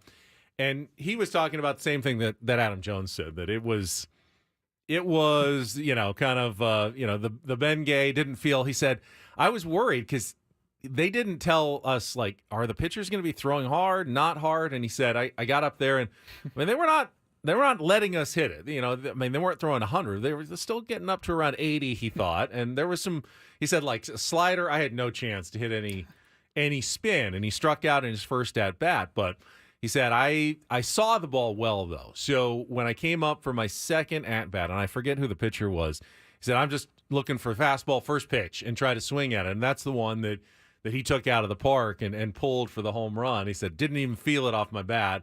Didn't know if it was going to go out, but didn't really want to sprint 100% because he didn't want to hurt himself. So I'm like going like 70% down the line, and I hear the crowd cheering, and I know, oh, I got that one. It actually was a home run. And then he says, I'm going into my home run trot, but I don't have one because I only hit like 6 home runs in my Major League Baseball career. It's been a really long time. So I really enjoyed hearing Tony Gwynn's take and now Adam Jones's take on what took place over the weekend in Cooperstown, New York. Very cool. That was fun. Looked like a ton of fun all weekend long. And then India. I mean, that was totally out of the blue this morning, unexpected, where Adam Jones is judging a cricket home run derby competition. I think they call it the home runs like a 6 in cricket if you get it over the boundary, any other direction. So cricket's a 360-degree game. Imagine like if in baseball, if home plate was at the center of the field and you get a home run behind you, like a long foul ball is great in cricket. If you can hit it backwards, because they don't usually have as many defenders there, you can just deflect it behind you, and that's in play, and that's you go. But like in cricket, you only get one out. So once you make your out, you're done for the whole like game, and you got to stay up as long as possible without making that one out. And just try to keep going. It's a wild sport, to be sure. And it was very cool to hear that Adam Jones is in India right now. He sent me a very short video of the what cricket, it looks like the cricket out there. pitch. The cricket pitch in Mumbai.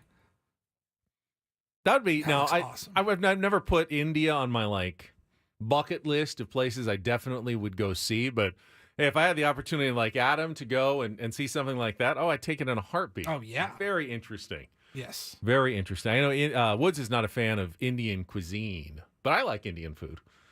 So, I don't know. I think I'd enjoy it. Very spicy. I hear it can get very spicy there, though. I would imagine. I think if Woods was out there in Mumbai, it probably hits a little bit different. I would think so. I mean, the best version. You're always going to get the best version of it, I think, when you're going to the authentic source. So, very fascinating stuff from Adam Jones. We're, of course, talking Padres baseball this morning after last night's just a memorable night at the ball yard. And all morning long, we've had MLB Network on one of the TVs here in the studio, and it's just been Padres highlight and story and conversation after another. It's been all Jeremiah Estrada this morning. Dan O'Dowd and them are talking about him right now. I mean, what a run this kid is on. And just, we talked about it earlier in the show, just one of the most unlikeliest of runs ever. Yeah, but there are guys who, throw a no-hitter and then you never hear from them again because it was, no-hitters can be kind of a fluke. If you get, a few balls that are hit right at people, hard balls, line drive outs, whatever, or you just happen to have one really good day. What Jeremiah Estrada has done, 13 consecutive strikeouts over, what is it, four appearances? Three or four appearances. And, 5 in one game. All of them, he had 5 in one game. I think that was to start it, wasn't it? Against the No, Yankees? I think that was the second one. Okay. He had one. He was in against the Reds in the previous series as well. But the consistency we've seen over the past week, obviously he's not going to strike out every batter forever, but he's certainly showing the ability to do it against different lineups. The fact that they were all swinging, that, getting swing and miss is not easy for a Major League Baseball pitcher. The top pitchers in baseball are the ones who get the most swing and miss. And right now, Jeremiah Estrada is getting a ton of swing and miss because his stuff is legitimately, it's real. It's real, it's nasty, it's hard to hit. Now, the next step is doing it over a longer period of time, consistently, month after month and season after season, and really establishing yourself as someone, who can be relied upon. But right now, spectacular. To compare and combine him with Robert Suarez now in the back of the bullpen, filthy, really makes you feel like going forward, if the Padres have a lead, 7th inning and beyond, and you're the opposition, you're not feeling very good about your chances anymore. You want to get to the Padres before they get to Estrada and Suarez in the bullpen, as effective as those two guys have been this season. It's looking like either Peralta or Yuki in the 7th inning, handed over to Estrada in the 8th, and then Suarez in the 9th. And yesterday we talked about it. We thought Suarez is probably down for that game, and they didn't need him. It wasn't a save opportunity.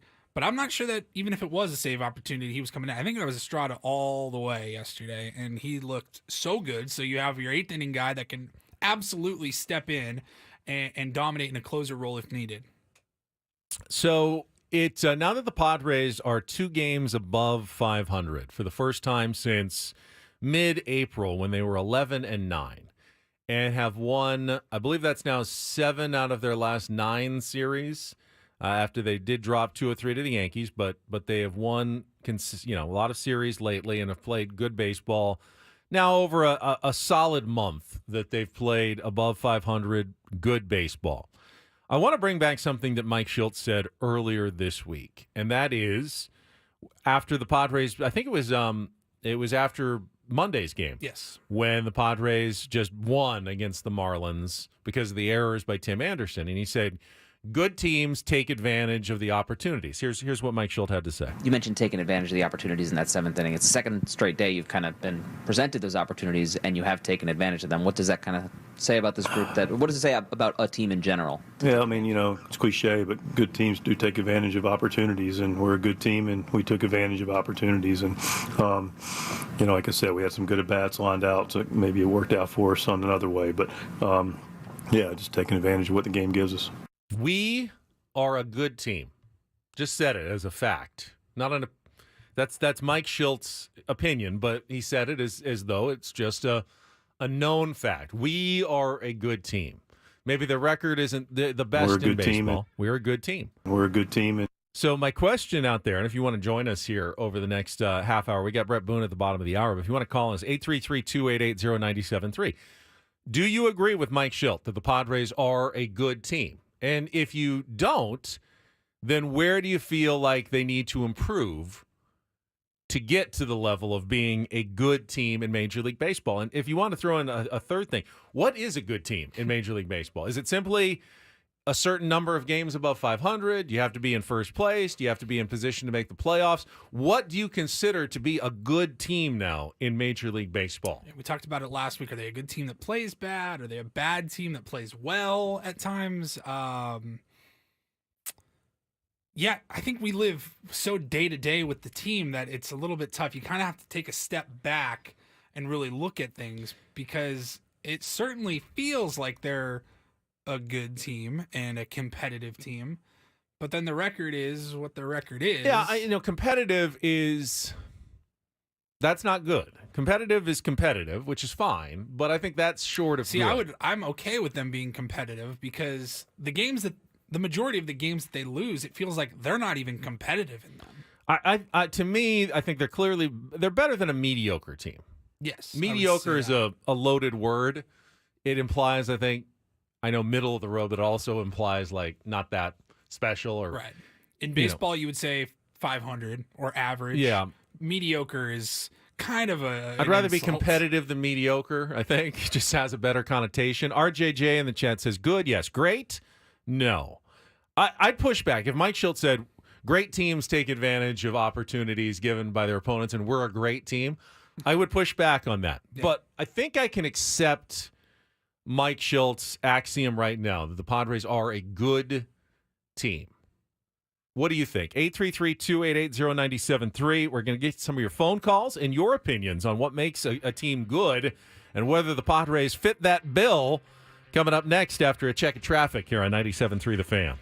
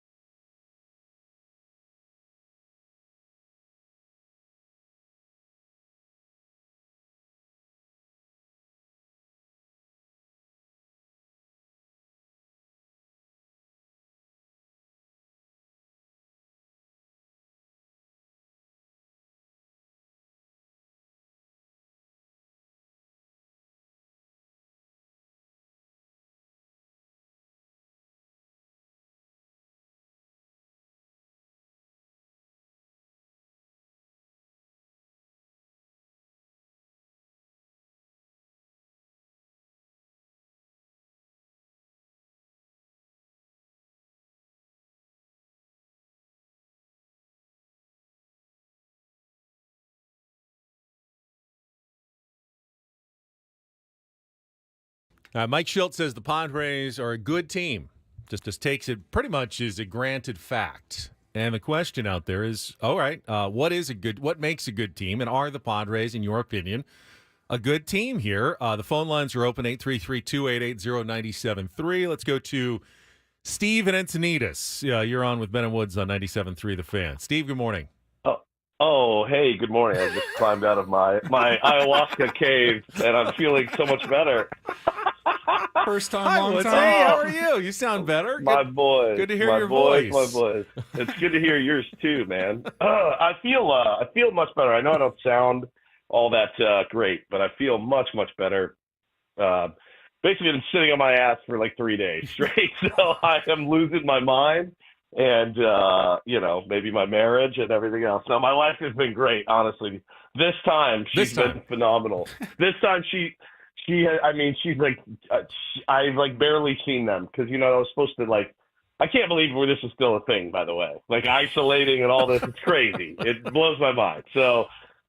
So yeah, man, I feel much better. I think Paulie's the edict that I just got was that I'll be on with you guys tomorrow and Friday, but I got to do it from home. They want me to stay at home, and which is fine. I'll do the broadcast here at the house from 6 to 10, and won't be able to make the roundtable, Benny. I'm sorry, but yeah, so I'll be. I know be you're here. broken up. You're heartbroken. I am. I'm sure.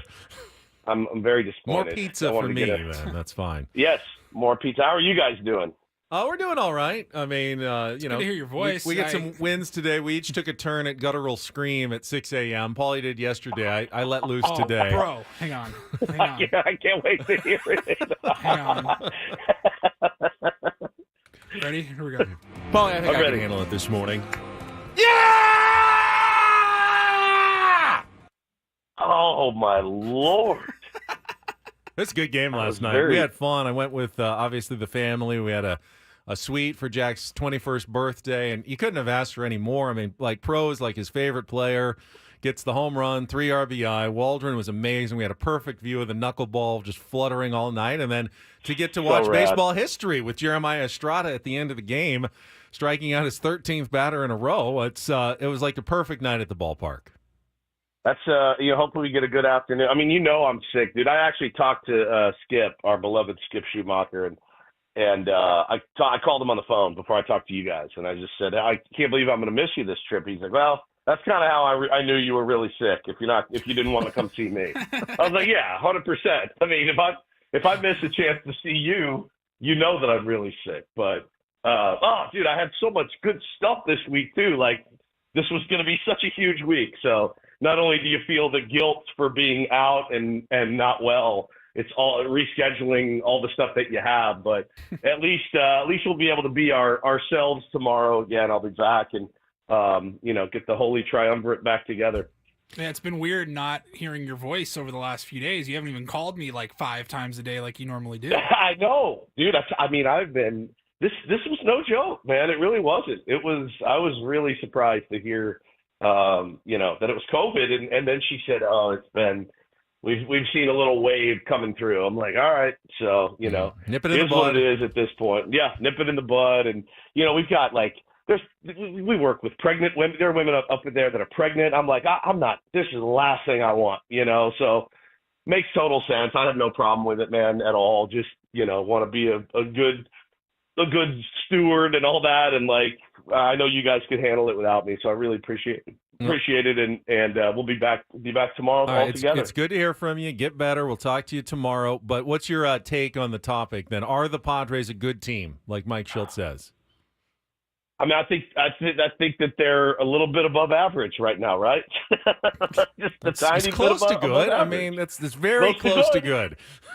I'll say this, man. Like I've said it a million times. I sure have had fun watching this pretty average team this year. They really can inspire on certain nights, and some days you look at it and go, oh yeah, I mean looks like a team that got $100 million from their payroll. Some days, they really do.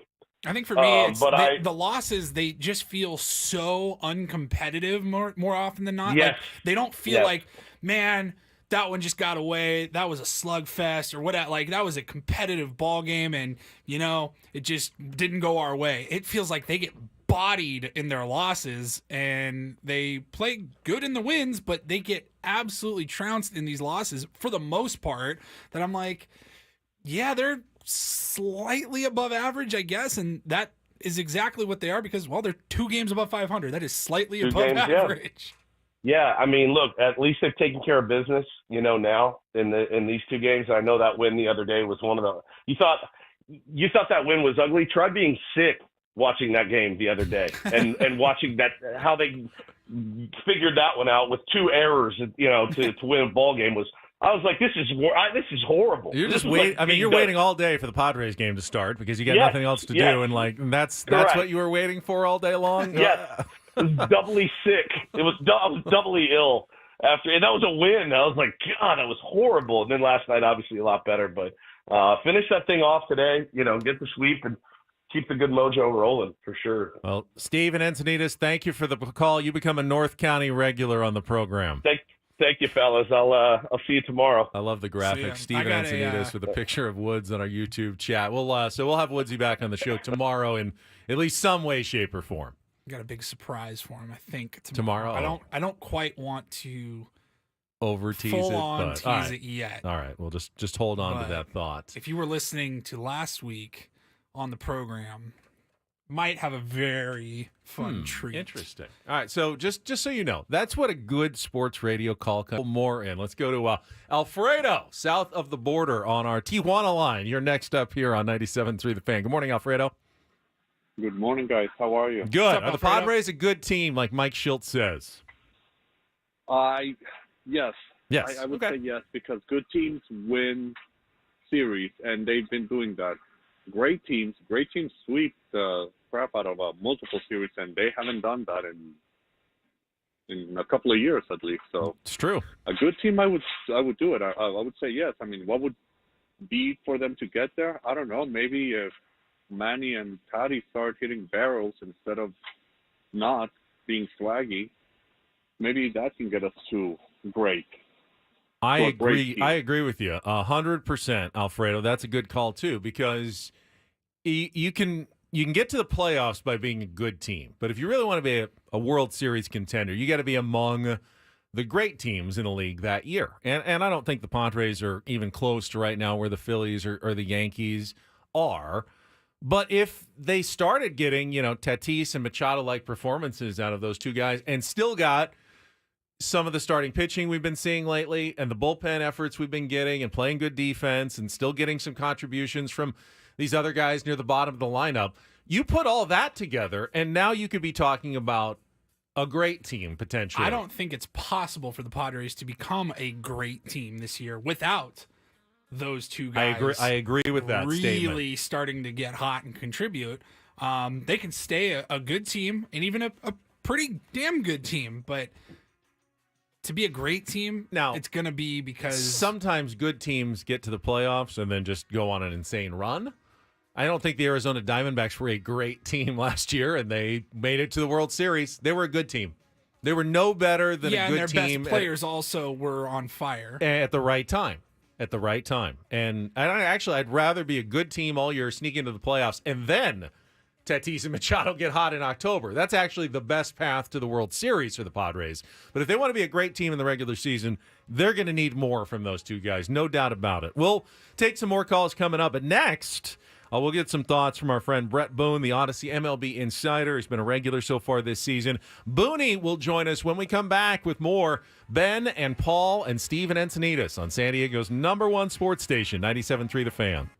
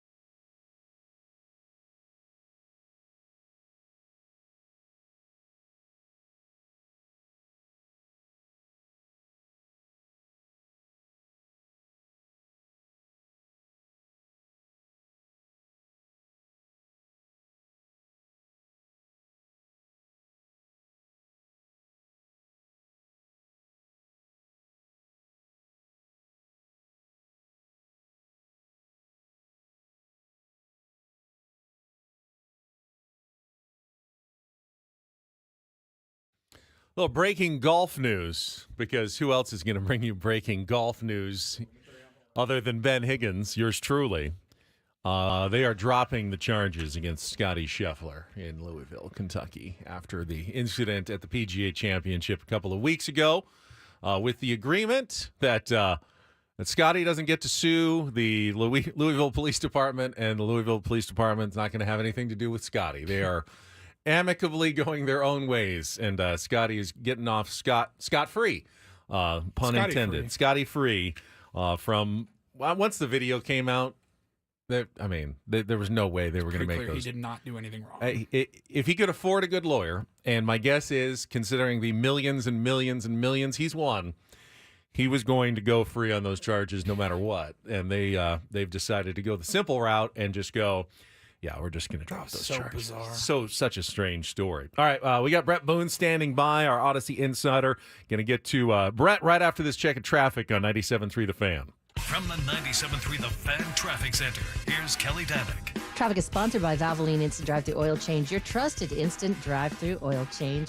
Got a few problems in the North County, northbound 5, just before Carmel Mountain Road. We have reports of what looks like some sort of furniture in the left lanes. Also traveling on eastbound 78 near Center City Parkway, a collision. No details as to whether that's blocking lanes. Westbound 78, several vehicles involved in the crash, partially blocking the Sycamore exit. Stop by any of the 30 San Diego Valvoline Instant Oil Change Centers. You don't have to get out of your car. It usually only takes 15 minutes or less. Plus, get a free courtesy check of your tires and battery. Visit SoCalOilChange.com for directions and discounts. SoCalOilChange.com. I'm Kelly Danick with Ben & Wood, San Diego's #1 sports station. 97.3 The Fan. And we are joined right now by Odyssey MLB insider Brett Boone. Insider calls are presented by Grainger, with supplies and solutions for every industry. Grainger has the right product for you. Call, click Grainger.com, or just stop by. Brett, also the host of the Brett Boone podcast, featuring the most notable names in MLB, like Albert Bell, this week, and around sports every week. Brett, good morning to you. Morning, guys. What's happening? Let me first ask you. So you talked to Albert Bell yesterday? I'll tell you, false advertising. He'll be out in about 2 hours. It has not come out. Well, have you actually talked to him, though? I'm talking to him as soon as I get off the phone with you. Oh, okay. Are you nervous? I'd be nervous talking to Albert Bell. Absolutely not. Okay. I love Albert Bell. All right. You know, he has that way, though, that he's that, that mean guy. Yeah. Doug, stay away from me. He's really not. He's not. He's a good dude, and he's really, really smart. And I'm gonna go in the world of Albert. Take me around Major League Baseball. What are you seeing at the 1/3 mark? And I'm gonna let it be his show. So it'll be interesting. All right. I think that's fair. That sometimes the perception of fans or just what a player seems like is not always true. And I tell the story that when I was covering the Padres back in the late 90s, early 2000s as a very young journalist, and you were on the team back then, I was terrified of Andy Ashby.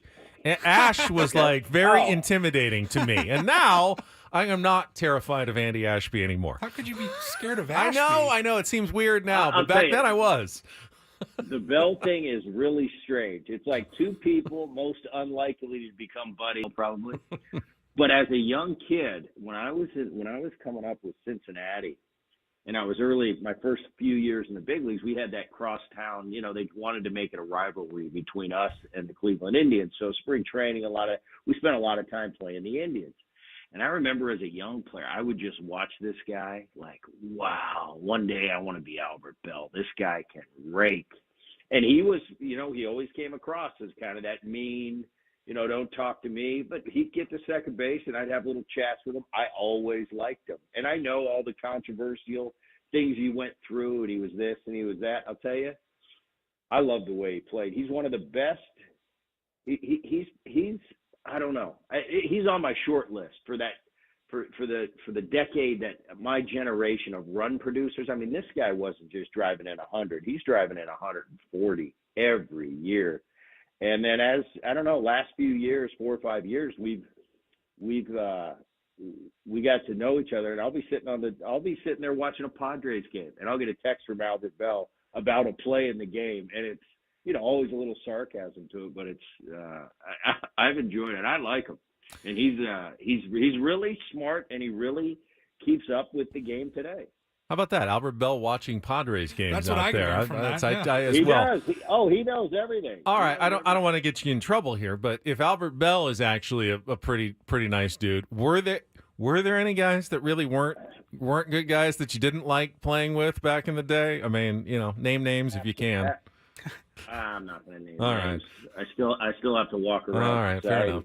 All right, it's Ben, as a player, and when you're looking across the field at your opponent, I'll definitely was guilty of what probably a lot of people are guilty. If I don't like the way you walk, you talk, you look, you behave, I got an instant, I don't like that guy. That guy, and over time, you get to know a lot of the people you play with over the years when the years go by, and more time than not, I have to say I was surprised that I liked more people than I thought I was going to like, especially when I would meet a pitcher that I just couldn't stand. I couldn't stand his face when we were playing. I just wanted to kill him. Not kill him literally, But you wanted to just go and I'd meet him in the off season at a golf tournament, and we'd sit down and talk for 20 or 30 minutes, and I'd go, damn it, I like the guy. He's a good guy. So for the most part, the guys are good guys. Now, of course, you have your handful of guys, and when the game ends, I don't have to go to dinner with you, and we don't have to be friends. I will say, when the national anthem ends for 3 hours every night, I was in the foxhole with every one of my teammates, and some I didn't really like. But I'd say for the most part, if I were to throw a percentage at you, all the guys I played with and against, I'd say 90% of the guys I really got along with and were really good dudes. They're definitely the guys that rub you wrong, and they are exactly how you think they are. But there's also that persona. I met a lot of guys that they're one way when they're on the field, and they're another when they're out of the clubhouse and with their family. They lead two separate lives, and maybe that is what they needed to do to be the players they were on a big league field. I've always thought about that, though, because, guy gets traded or signed in the off season, and you just don't get along with him. We all have people at our jobs, at our place of work, that we don't really get along with or we don't particularly like, but we don't have to travel with them. We don't have to, sit in a locker room and change and eat and do all of this stuff with them over the course of a Major League Baseball season. I think that's the fascinating part. Well, I think you got good point, but my counterpoint to that is you've got 25 buffers. You got 25 other teammates, or 24, I'm sorry, other teammates. You got coaches, you got staff. So really, the guys that I didn't really care for, it was pretty easy for me to have that buffer in between me and them. And we lost Brett Boone. Oh, there he is. There's stand being around them. Just, for the most part, you do what you do, and I think it comes down at the end of the day just being a pro, and work is one thing, and you need to be able to separate those, especially at the big league level. Is Albert Bell calling you on the other line? Because you kept cutting out like you were getting another call there during that answer. But it sounds like you're clear though. So we'll keep going on here with Brett Boone. Insider calls are brought to you by Grainger. For the ones who get it done, Grainger offers professional grade supplies and solutions made for every industry and backed by product experts. Call clickgrainger.com or just stop by. So Booney, when we talked to you last week, you were getting ready for Bro to visit with the Yankees, and I saw you taking a picture down there with Dad and Aaron. Any stories from the weekend that you can share? The Yankees certainly looked pretty dominant those first couple of days before the Padres were able to avoid the sweep on Sunday.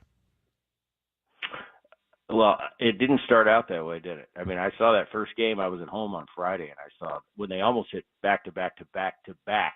If Verdugo's ball didn't hit it off the top of the wall, there'd been 4 homers in a row. And I remember talking to Aaron before he came in, and he's asked me. I said, "Yeah." I said, Darvish right now he's locked in. He's in that zone. He's carving people up. And that was when Darvish had the 25 straight scoreless innings. Next thing you know, I'm just watching this, and it's like a rock concert. And I'm watching, from my couch, and I'm going, wow. And I was going to see him the next day. So I guess that was a bad scouting report on Darvish. They didn't think he was carving anybody up. So they got the first 2 wins. He's just, he's in a good place. He looked really good. I've seen him over the last few years when times are good and times are bad, and Aaron tends to really wear it.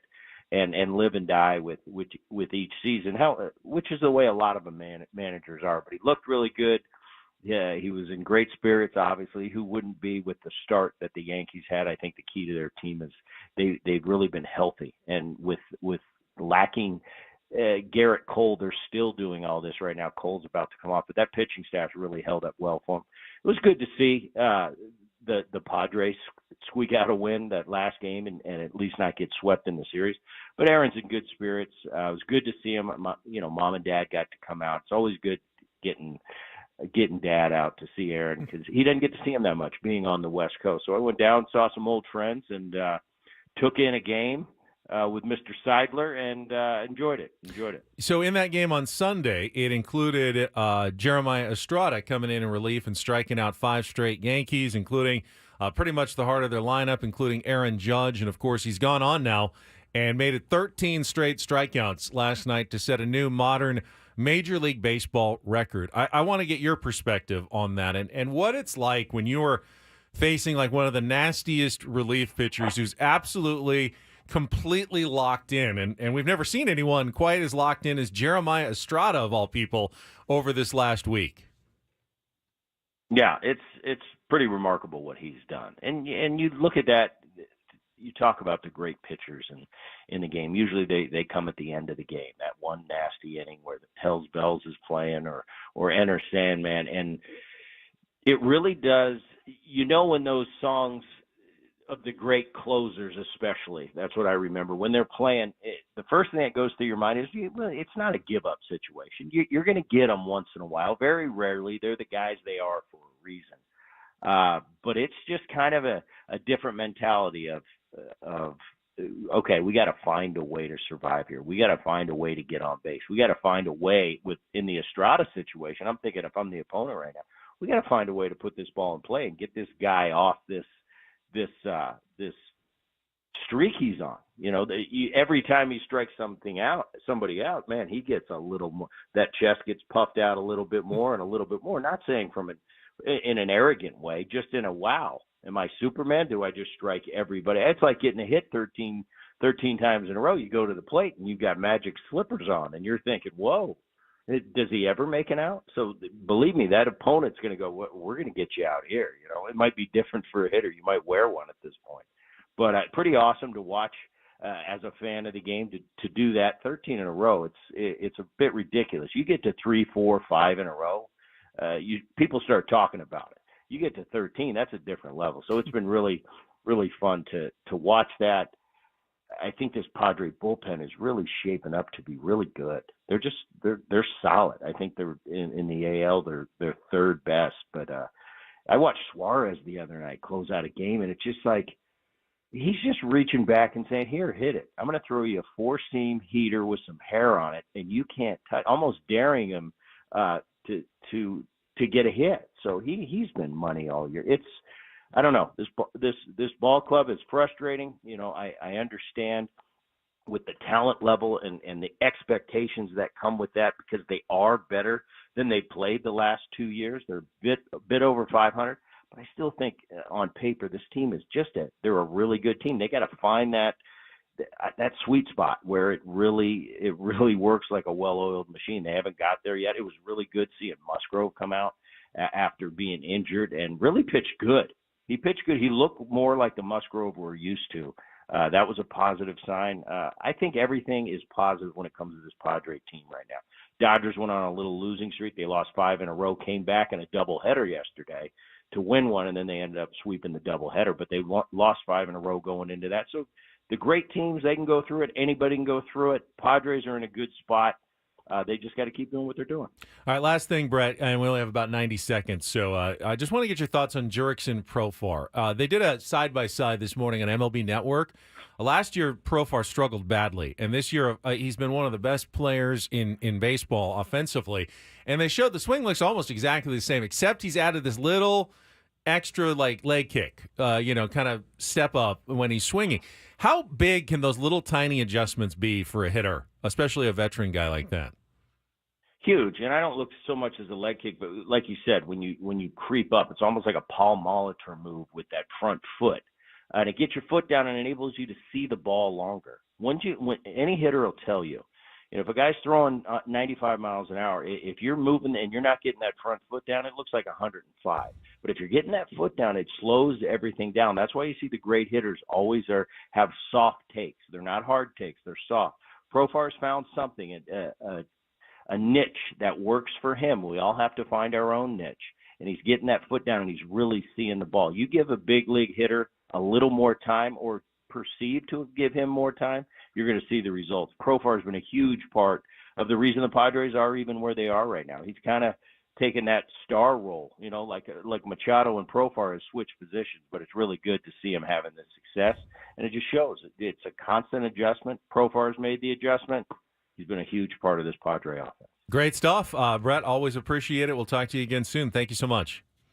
Thanks, guys. There was Odyssey MLB insider Brett Boone. And again, insider calls are presented by Grainger. With supplies and solutions for every industry, Grainger has the right product for you. Call, clickgrainger.com, or just stop by. Yeah, if you go to Sam Levitt's Twitter account right now, at Sammy Lev, he posted the segment this morning when Mark DeRosa kind of breaks down just the slight, subtle change from Jurickson and Profar. I mean, it's barely noticeable, but then when they point it out side by side with the leg step, the kick, you can see, that's the difference. And it's almost hard to believe, Paulie, that something so small can make such a difference. But I mean, definitely can. Yeah, I mean, you're still playing baseball with Woodsy, and I play golf, and I know that the tiniest little thing can make a huge difference. And for Jurickson right now, he continues to be locked in. I thought maybe he was cooling off a little bit, but he hit the ball hard every time last night. He didn't get a hit every time, but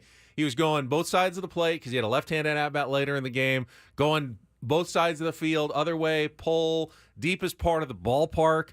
It's really remarkable what he's been able to do this season. I know.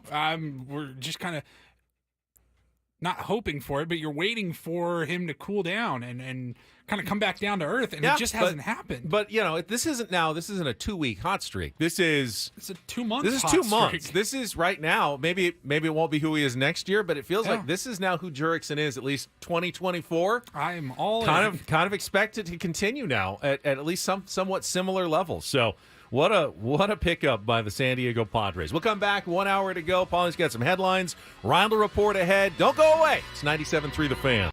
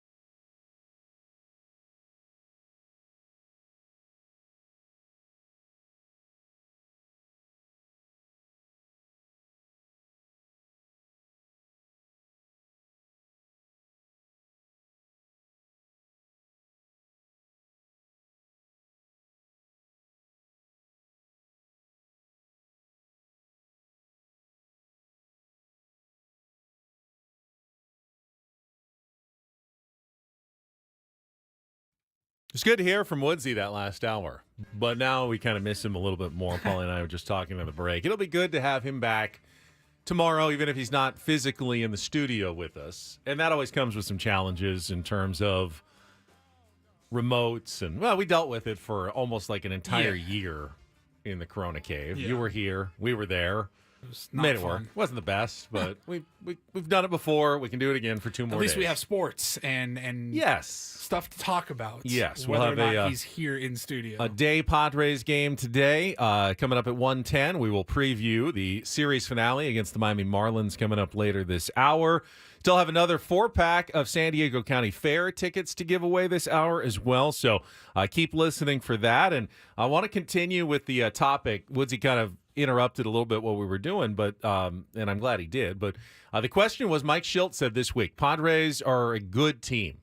He like just good teams capitalize on other teams' mistakes, and we're a a good team. And I wanted to see if fans agreed with that sentiment and what that really means to be a good team. We've heard a few good but not great teams. We've heard. To be fair, Schilt didn't say great teams. He didn't say great. Woodsy said above average team. I don't know if that quite gets to the level of good, of where you know. Does it really matter at this point in the season? I don't know if it does or not, but wanted to get your thoughts on that. 833-288-0973. We can get some phone calls later this hour as well.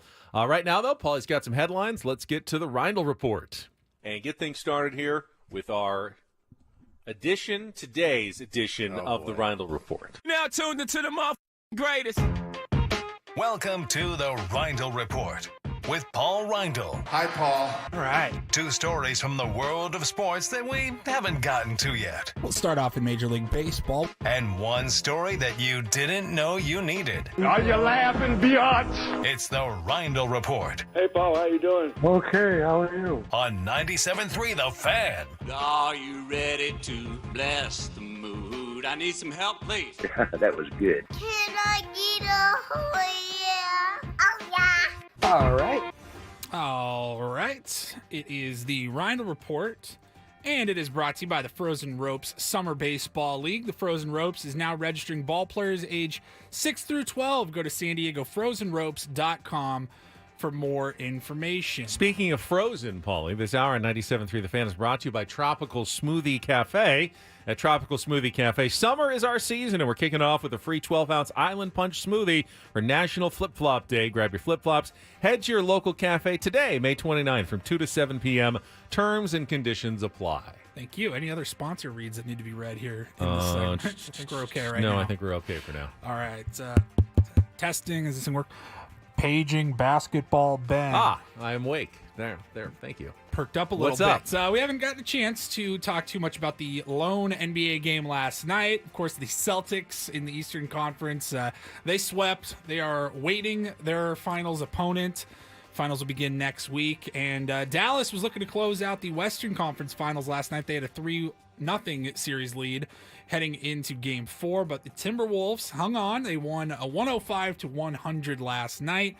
Anthony Edwards bounced back. He had 29 and 10. Probably the biggest impact for the Timberwolves was Karl Anthony Towns, who played terribly in their previous game. It was like 0 for 8 from 3-point. Just could not get the ball to go down. And he had 25 points last night. He was 4 of 5 from 3-point range. And yeah, Minnesota at least going to have a gentleman's sweep here. But I don't know. Do you think they can come back and make this series interesting? So this is the very always intriguing case because Minnesota has had home court advantage, which means now they have 2 of the last 3 games left at home. So they only need to win one, steal one more road game to win the series. No one has ever come back in the NBA from a 3-0 series deficit. Of course, it's happened once in Major League Baseball. We all remember that one, Red Sox, Yankees. It's happened 4 times in the NHL, including most recently 2014 when the LA Kings did it to the San Jose Sharks. But never in basketball. A series where it's just a sport where if you won 3 in a row against a team, you're usually better than that team. There's less flukiness, right, in terms of like hockey. All right, you get a lucky puck flies in here or there. Things can sometimes be a little bit different. Baseball, obviously, there's more randomness there, and it's only happened once in baseball. But in basketball, it's never happened. Do I think it's going to happen in this series? No. I think Luka Doncic is too good to lose 4 games in a row to probably any team, but I certainly could see them winning at home in Game 5. They could be up for that one in front of their home crowd. And then you go to Game 6 and, all right, now it's one game. And, your shots are falling, you're on the road, that happens. And then you get it to a Game 7, and at that point, Minnesota would probably be favored. So I think Dallas, they're obviously still in the driver's seat, but they're comfortable. I mean, they went into Minnesota. They took the first 2. They did. And, I don't think it's going to happen. I mean, the closest we've ever seen is how many times has 3-1 even happened, being down in the series? I just think of the Cavs in whatever that was, 2016. And that required Draymond Green suspension, and they were down 3-1. It was just because the team they were going. It was the Warriors who had just absolutely rolled through everybody all season long, so it felt like a bigger deficit than a 3-1 series lead. But I don't think it's going to happen. In fact, I would actually put my money on Dallas to close it out tomorrow night on the road. All right. Well, you do sometimes do that sort of thing here in Dallas as well. So, all right. Next up, I saw. I've been following the story just a little bit. Birmingham Southern. So the school is closing their doors. They are shutting down on Friday at the end of the month. And their baseball team is still playing baseball. They're in the D3 College World Series, Birmingham Southern. You know what their mascot is? No. They're called the Rowdy. The Rowdy? The Birmingham Southern Rowdy. Isn't that kind of cool? R-O-W-D-Y. Like Roddy Piper. They're the Rowdy. Huh. Good to know. I guess I don't really need to know that because the school's going away. But okay. So they're going to literally represent shout out to its family. Good point. Shout out to his family. So the baseball team will be in the D3 College World Series coming up, and they're going to represent a school that literally no longer exists. And part of the struggles with that is, well, obviously their financing and their funding has gone out the window. So earlier this week, they started a GoFundMe, which will help pay for their staff, their travel to the College World Series, championship rings that they've earned, and more. And their goal was $100,000, and I've got it right here. I will refresh it just in case that has changed. They were hoping to raise $100,000. They have already surpassed that. $105,000 going to the baseball team so that they can have a fun run here, get whatever they need taken care of financially, and then hopefully go win a World Series. But again, representing a school that does not exist. Sorry to the Rowdy. Of course, this has already happened here in San Diego this year. St. Catherine, University of St. Catherine. Like San Marcos? Where's that at? They were in San Marcos, and they moved. They moved. Maybe they moved to San Marcos somewhere. Anywhere. They announced they were closing their doors while their women's beach volleyball team was at the NIAA national tournament in Tennessee. This was late April, so this was like 1 month ago. The same thing happened here in San Diego. So it's a fun way to go out for them.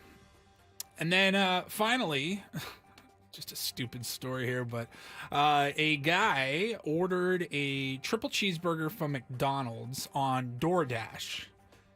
And he put, I think I saw this. He put in the notes is this the guy who said hold the burger? Hold everything. Hold everything. He had everything removed. You can customize the menu options, and no pickles or extra onions or whatever you want. So he was going through the customizations, and he got a triple cheeseburger, no ketchup, no pickle, no diced onions, no beef patty, no mustard, no regular bun, no American cheese, no salt. He was charged $5.39 still for the burger, minus all the customizations. He did not have a delivery fee. He had a free delivery fee. $3 service fee. He left an $11 tip for the DoorDasher. And after tax, his total for this meal was $19.81. Am I supposed to be mad about this? This is on him. He wanted to do this. He was doing this like as an experiment. He wanted to see what would happen. I don't think he was... I don't blame the restaurant for whatever. Okay, you should have caught this and not charged the guy or something. No, you're an idiot. Go ahead, pay your $20 for what you wanted, which is what an empty box essentially. It was an experimental bit for sure. But he uploaded a screenshot of the DoorDash chat. DoorDasher Dan says cheeseburger with everything removed, including the bun and meat. So you're going to get an empty box. You good with that? She says, yes, perfect. Thank you.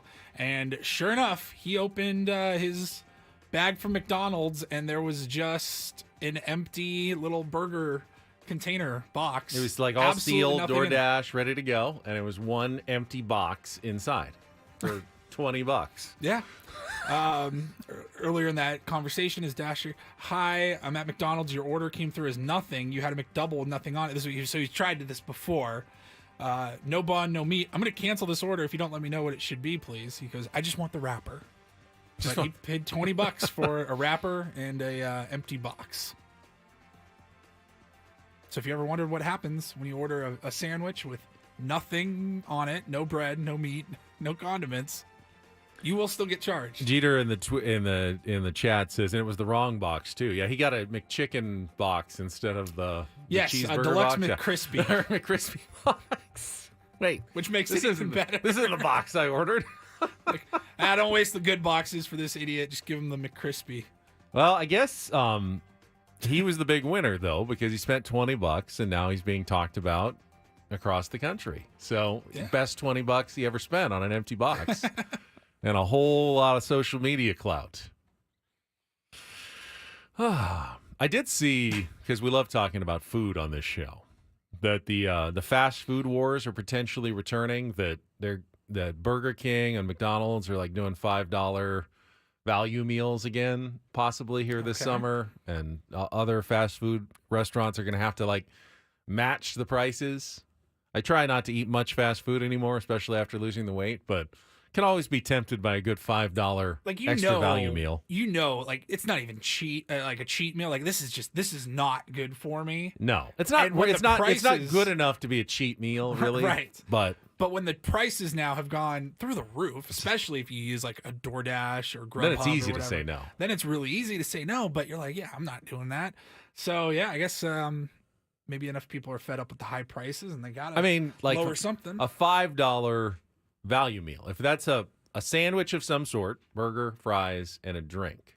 Like fries alone at McDonald's are almost $5. Yeah. Just the order of fries. Jeez. So to get all of those together would be a really good discount if they're going to bring that back. Yeah, absolutely. And then after you eat your summer long of $5 meals, we'll have you ready for SDFatLoss.com later this year. Just SDFatLoss.com. Just give them a call.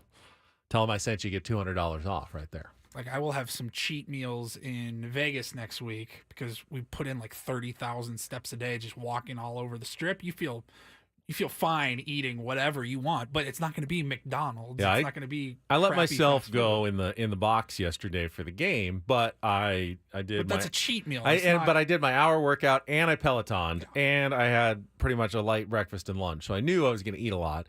And then I got really full. I had a dog and some mac and cheese. And I had a couple pieces of sushi, and I'm going, I am full. It's like I can't eat like I used to anymore. That's the beauty of it. Hot dog, it was mac a weird, and cheese, sushi. It's still kind of in there a little bit, kind of mixing up together. What kind of sushi?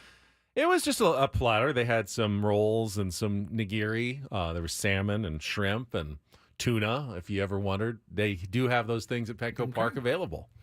And then the Caesar salad, to be healthier. With croutons, which are delicious. As Wood said, I would just eat a bag of croutons as a snack because they're delicious. Yes. Love croutons. All right, let's take a break. Good job on the Rundle Report. We'll come back. If you would like to join us, now is the time. 833-288-0973. Do you agree with Mike Schilt? He says the Padres are a good team. What does that mean? Yes. Do you agree or disagree? Give us your thoughts. Give us a call next with Ben and Woods after a check of traffic on 97.3 The Fan.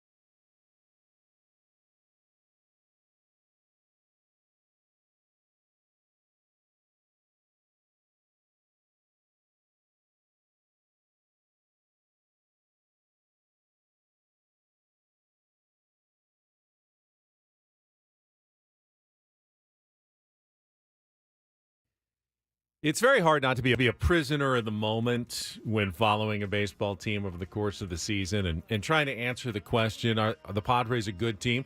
Certainly after last night, you feel like, yeah, they're a good team. I mean, their fifth starter can throw 7 shutout innings, and they've got maybe the greatest dominant reliever that we've ever seen coming in and striking out 13 batters in a row, and Jurickson Profar is amazing. You go, yeah, they're at least good, if not better than that.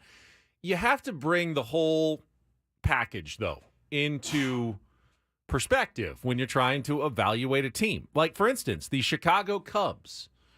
They a good team? I think a couple of weeks ago you would have said, of course. Right. They're leading the NL Central. They've been playing, really good baseball. And then they go on a slump and, they fall out of behind the Padres and the Giants now, and they wouldn't even be in the playoffs. Now, are they not a good team, even though they were 7 days ago before they lost 5 in a row? They did win last night over the Brewers to even that series at a game apiece. So, like the Cardinals, at the beginning of the year, we go, oh, they're an awful team. Well, they've actually played much better lately. They're up to just a game under 500. They're a game and a half out of a playoff spot. Now, are they a good team or not? You have to take the whole package into consideration. So when you're a lot of qualifiers evaluating, are the Padres a good team? You can't forget about the series getting swept by the Rockies. Getting obliterated by the Phillies, the 5-game losing streak there that knocked them, 4 games under 500 at that point. But you also do have to remember the good as well. Now, the record is the record, and that, that can be part of your assessment of whether a team is good or not. But remember, the record is going to change. It'll go up, it'll go down over the course of the season. We're just asking overall, are the Padres, like Mike Shildt says, a good team? And I think ultimately, from what I've seen, I think the answer is yes. I think they're a good team. And yeah, I mean, it's cliche, but good teams do take advantage of opportunities, and we're a good team, and we took advantage of opportunities. And now, just based on that comment, good teams capitalize on other teams' mistakes, and we're a good team. Thinking back through the 50-plus games so far this season, do you really feel like the Padres have more often than not capitalized on the other team's mistakes? Because I don't know that I do feel that way. They certainly did on Monday. I don't remember a ton of games that other teams were giving them a whole bunch of stuff though over the course of the season. I remember Monday. I can think of a few where they are drawing walks. They didn't strike out a ton. That's true. Yeah, and they still lose. They haven't capitalized on walks every single game. That's for sure. That's another team's mistake, walking you. Here's why. And by the way, keep also in mind that there are good teams that don't live up to their potential. I would say last year's team still, even after the entire season, was probably a good team that never quite lived up to what it should have been and was never able to put it all together. They absolutely had the talent to be a good team. I would say, though, ultimately, that the reason why I agree with Mike Shildt is hear how the other teams and they talk about the Padres. They look at the Padres and they just see good baseball players generally playing pretty good baseball. Are they a perfect team? Not even close. Not even close to a perfect team. Are they a great team? Not really. But good team, I think that we can say through a third of the season that the Padres are a good baseball team. Now, it comes down in the end to execution and probably a game or two either way. The Padres are on pace right now to win 84 games. Sometimes that gets you in the playoffs now with the wild card era. Sometimes it does not. They probably have to play a little bit better than you did in the first third to make sure you get into the postseason. Can the Padres win a few more games than they did in the first third based on, the kind of talent that they have? I think they can.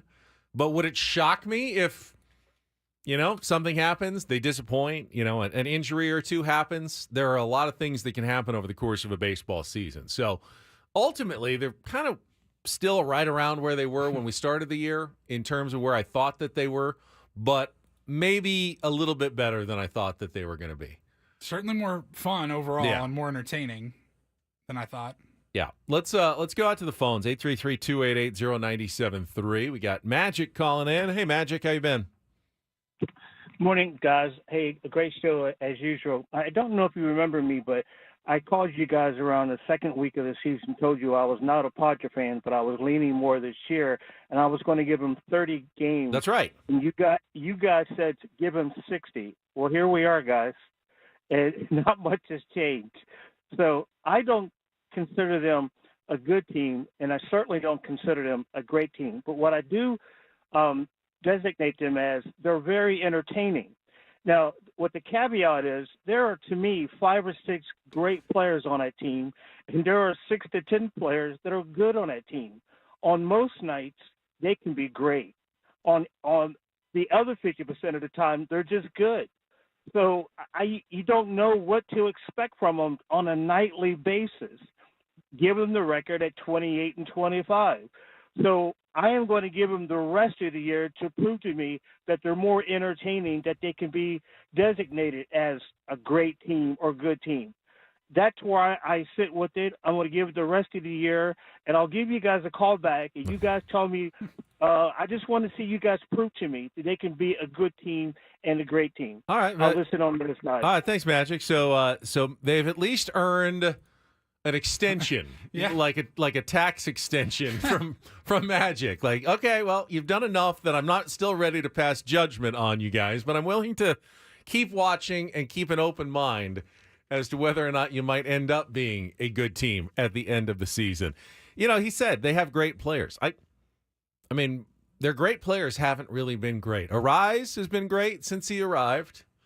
Suarez has been great. Estrada clearly has been great lately.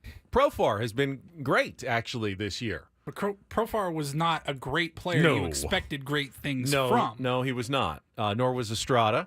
But the players that you expected greatness from, Tatis, Machado, certainly, have not been great so far this season. Dylan Cease has had moments of greatness and moments of more okayness, but he's been pretty good over the course of the year. I will definitely, say pitching's been overall been the best starter. Good. Yeah. Yu Darvish had some struggles and then had an unbelievable stretch where he was as good as he's ever been. And I know we'll get to today's game in our next segment, but I'm expecting Darvish to fully bounce back. I expect the Padres to sweep the Marlins today. That's fair. We'll talk. That was uncharacteristic to see him get touched up like he did. What was that, Friday night? Yeah, but that was the Yankees. It's the Yankees, and apparently, according to Eric Hosmer, maybe he was. They were getting some inside information. Not inside information. They were cheating, but. No. Maybe Campy was helping him out a little bit with some pitch tipping. Eric Hosmer had tweeted that he thought Luis Campusano was setting up too early and giving Yankees hitters an indication of what this one's going to be what high. kind of pitch and where it was outside. coming. And at the very least, that makes a huge difference, especially for hitters the caliber of Juan Soto and Aaron Judge. Aaron Judge doesn't need any help. Even if they've just got an instinctual little edge, like, God, it feels like Campy's like raising up behind me early, and I think that means probably high fastball here. You're done against Juan Soto if that's the case. I wonder if there'll be any adjustments, because I would certainly expect Campusano to be behind the plate again today after Higashioka caught Waldron last night. By the way, because it's a tough job catching a knuckleballer and Waldron's done so well, I want to make sure to give Kyle Higashioka some praise for what he's done before I point out the obvious reality. This is hey, no offense, but he did walk last night, but that was after a streak of 18 straight plate appearances in which he had made an out. Kyle Higashioka has been an absolute black hole offensively. He had that home run in the first couple weeks of the season, and essentially has done nothing. It's been tough offensively for the Padres. And while they weren't expecting him to be an offensive star, he's a backup catcher. He was a decent, for a backup catcher, he's going to hit you your 230, 240, 10 home runs. They're not getting anything close to that offensively out of Kyle Higashioka. I'm not saying we've seen worse. We ran Austin Hedges out there every single day for years. Yeah, bring Brett Sullivan back up. You need someone who's, that's going to be tough to catch Waldron, and he's doing a decent job of it. But they need to get some sort of offense out of Kyle Higashioka every once in a while. It just can't be an offer every single time they put their backup catcher in. But for the last 3 weeks, I think, it's been an O for every single time. That is a minor but concern that no one really pointing out this morning that does need to be addressed a little bit in the Padres lineup. That's not going to be the reason why the Padres don't win the World Series or anything like that. A lot of little things like that can add up to be something that you can eventually hopefully change. Big things as well. That's something you can control. So, hopefully the answer is Kyle Higashioka just eventually starts hitting to what his level is, which is not fantastic, but is better than what we've seen lately. All right, we will come back, and we will definitely take a look ahead to today's series finale as the Padres go for the sweep of the Miami Marlins. That is coming up next on Ben and Paul on San Diego's #1 sports station, 97.3 The Fan.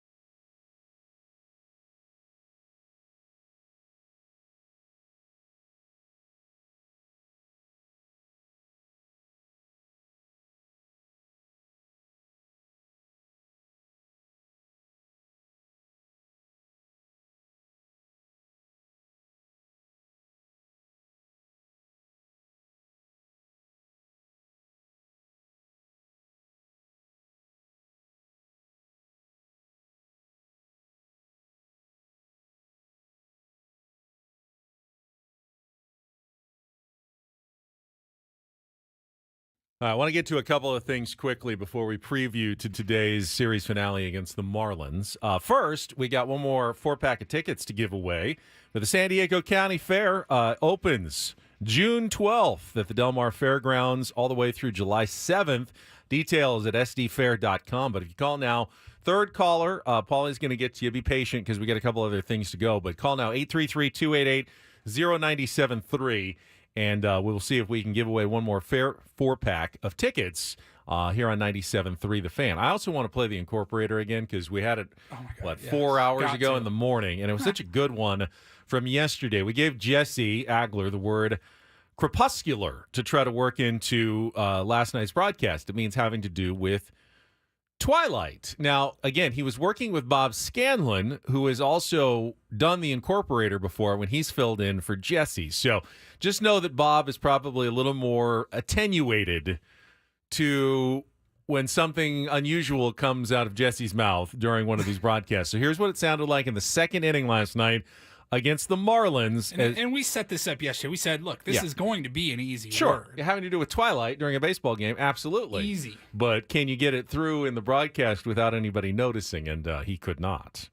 Padres Petco Park struggles well documented at this point, particularly in night games.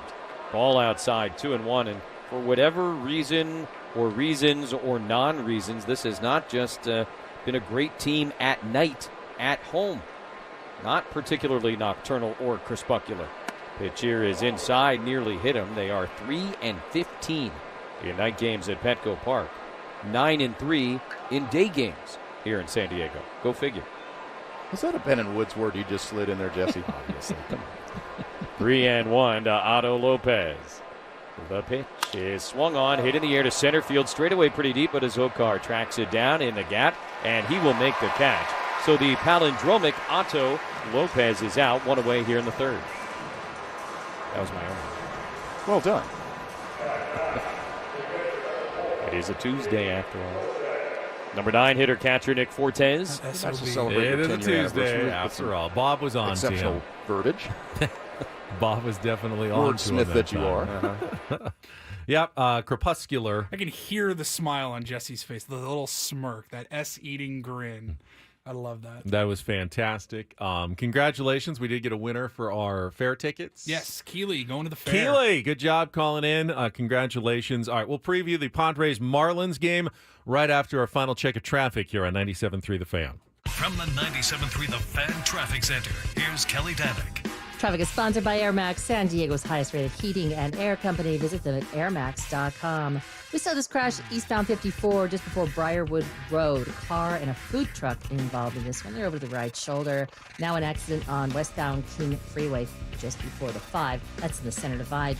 Looking for the best in HVAC? Choose Air Max, San Diego's highest-rated heating and air company, with free diagnostics on all repairs and estimates. See why over 1,300 happy customers have given Air Max 5-star Yelp reviews. See Air Max today at airmax.com. I'm Kelly Danick with Ben & Woods, San Diego's #1 sports station, 97.3 The Fan. And this hour, 97.3 The Fan, is brought to you by Tropical Smoothie Cafe. At Tropical Smoothie Cafe, summer is our season. They're kicking it off with a free 12-ounce Island Punch smoothie for National Flip-Flop Day. Grab your flip-flops, head to your local cafe today, May 29th, from 2 to 7 p.m. Terms and conditions apply.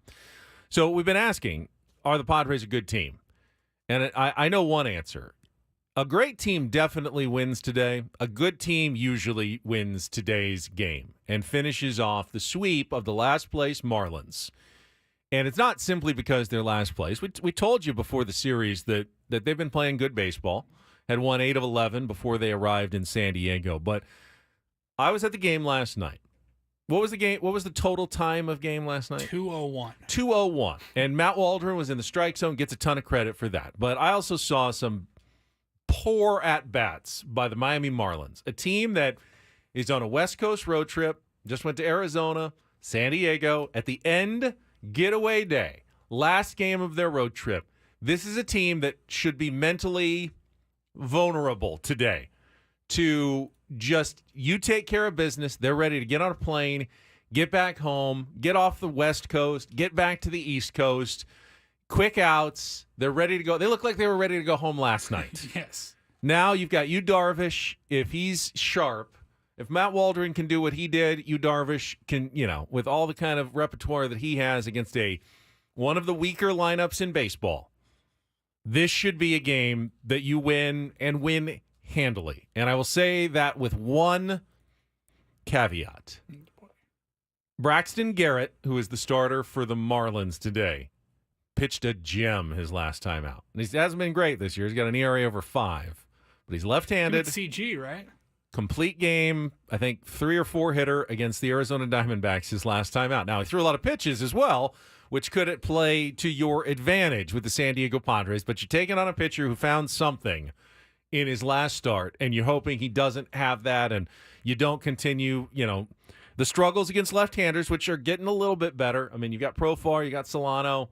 Tatis had 2 hits last night. I think I saw the stat. Padres are hitting 277 against lefties in their last 5 games, which is way better than they were before. They got the average up to like 234.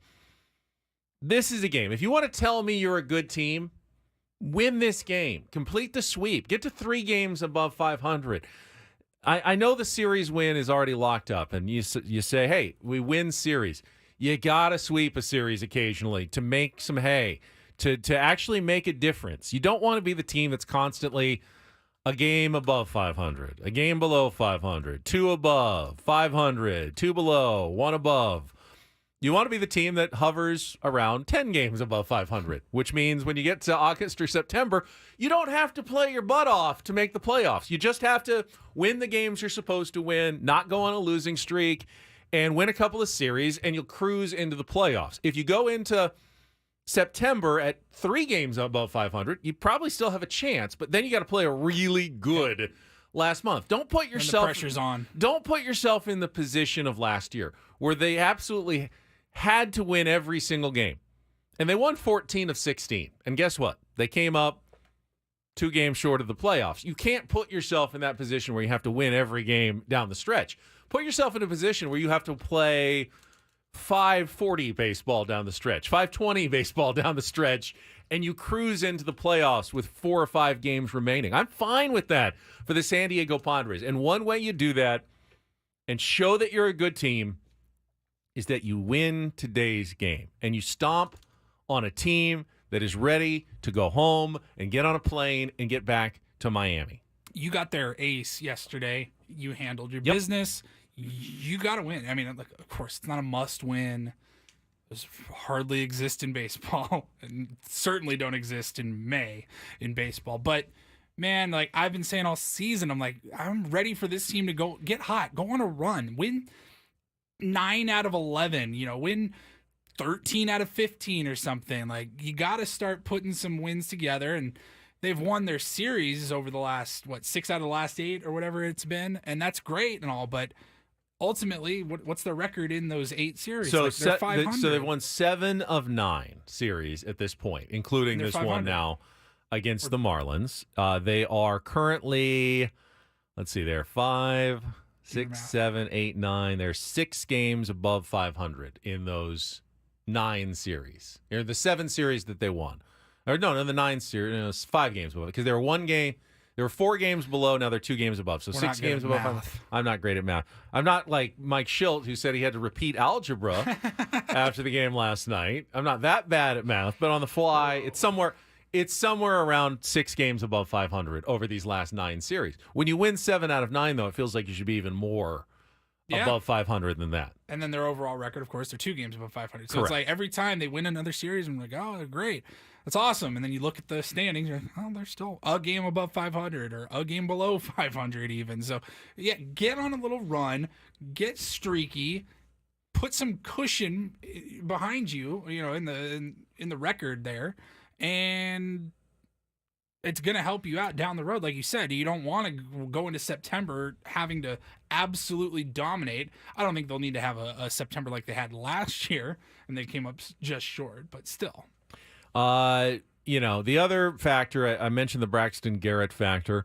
Our friend Skip Schumacher is a good manager and a competitor, and he will be aware of the fact that his team was a little lifeless, especially offensively the last couple of days. And my guess would be he's probably not big on speeches, but there might be something said about, hey, guys, don't go out there and just roll over, and lay an egg. I get it. We want to get home, but let's put our best foot forward and show something in the last game of this road trip before we leave San Diego. Let's not get swept. Let's show some pride. So I imagine there will be some sort of message like that, especially after the performance of the last couple of days where errors were costly on Monday and at-bats went through quickly yesterday with no runs put on the scoreboard. They're major leaguers, and they will probably come with some pride in this game today. But if you can take an early lead, if you can step on them early, they will lose heart, and they will just be ready to be done with San Diego and go home. And good teams take care of business in games like with this. Darvish on the hill today, you need to go get that sweep. Yesterday was the game that I thought if they were going to lose one, I agree. It would have been last night. Your 5 against their 1. A night game, which we know for whatever reason they have not been successful at home. Lefty, it was all of the right ingredients for a Padres loss. You won, and you won pretty handily. Marlins were never really in that game last night. But day games at home, they've been fine. I think 8-3 now in day games. 7-3, 8-3 in day games at home. Get one more win today. Win the homestand, 4-2. You lose today, you didn't do anything on this homestand. You went 3-3. You treaded water, which is okay. You had the Yankees come in, but you have a chance to win the homestand, continue to push the boulder forward over the course of the season and make your steps forward. At some point, the Padres are going to have a losing road trip. They're not going to continue to dominate on the road all season. I don't know. Will it be this week? They're going to Kansas City and Anaheim. They should have a good chance at a winning road trip. If they can beat the series, in Kansas City, then they'll have a great chance at it.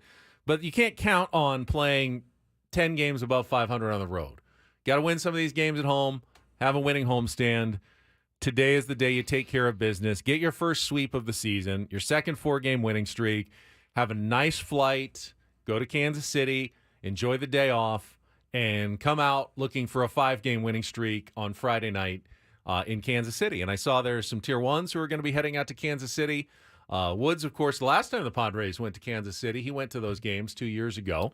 Padres will see old friend Michael Wacha on Friday night. Not Seth Lugo, though. No Lugo. He's pitching today, I think, and is going to miss the Padres in that series. Walker's been okay. Lugo's been fantastic. Yeah. They will get Cole Reagans, I think, on Friday or on Sunday in the series finale. He's been really good for them as well. Kansas City's been a good team. That's a series, a very competitive playoff-like team so far in the American League. So that's going to be a tough one this weekend, which is why, again, you want to win today's game. Bullpen's in good shape. Everyone other than Estrada and Peralta got the day off, and neither of them threw a ton of pitches. My guess is if you needed either one of them, you probably could have them, but you've got Suarez fresh. You've got everybody else pretty fresh. Morejon threw a couple of innings on Monday, but my guess is that Mike Schilt has whoever he needs in this game today, but you really shouldn't need him. You should have Darvish. Got to get this win. You should have Darvish going deep into this game with a lead,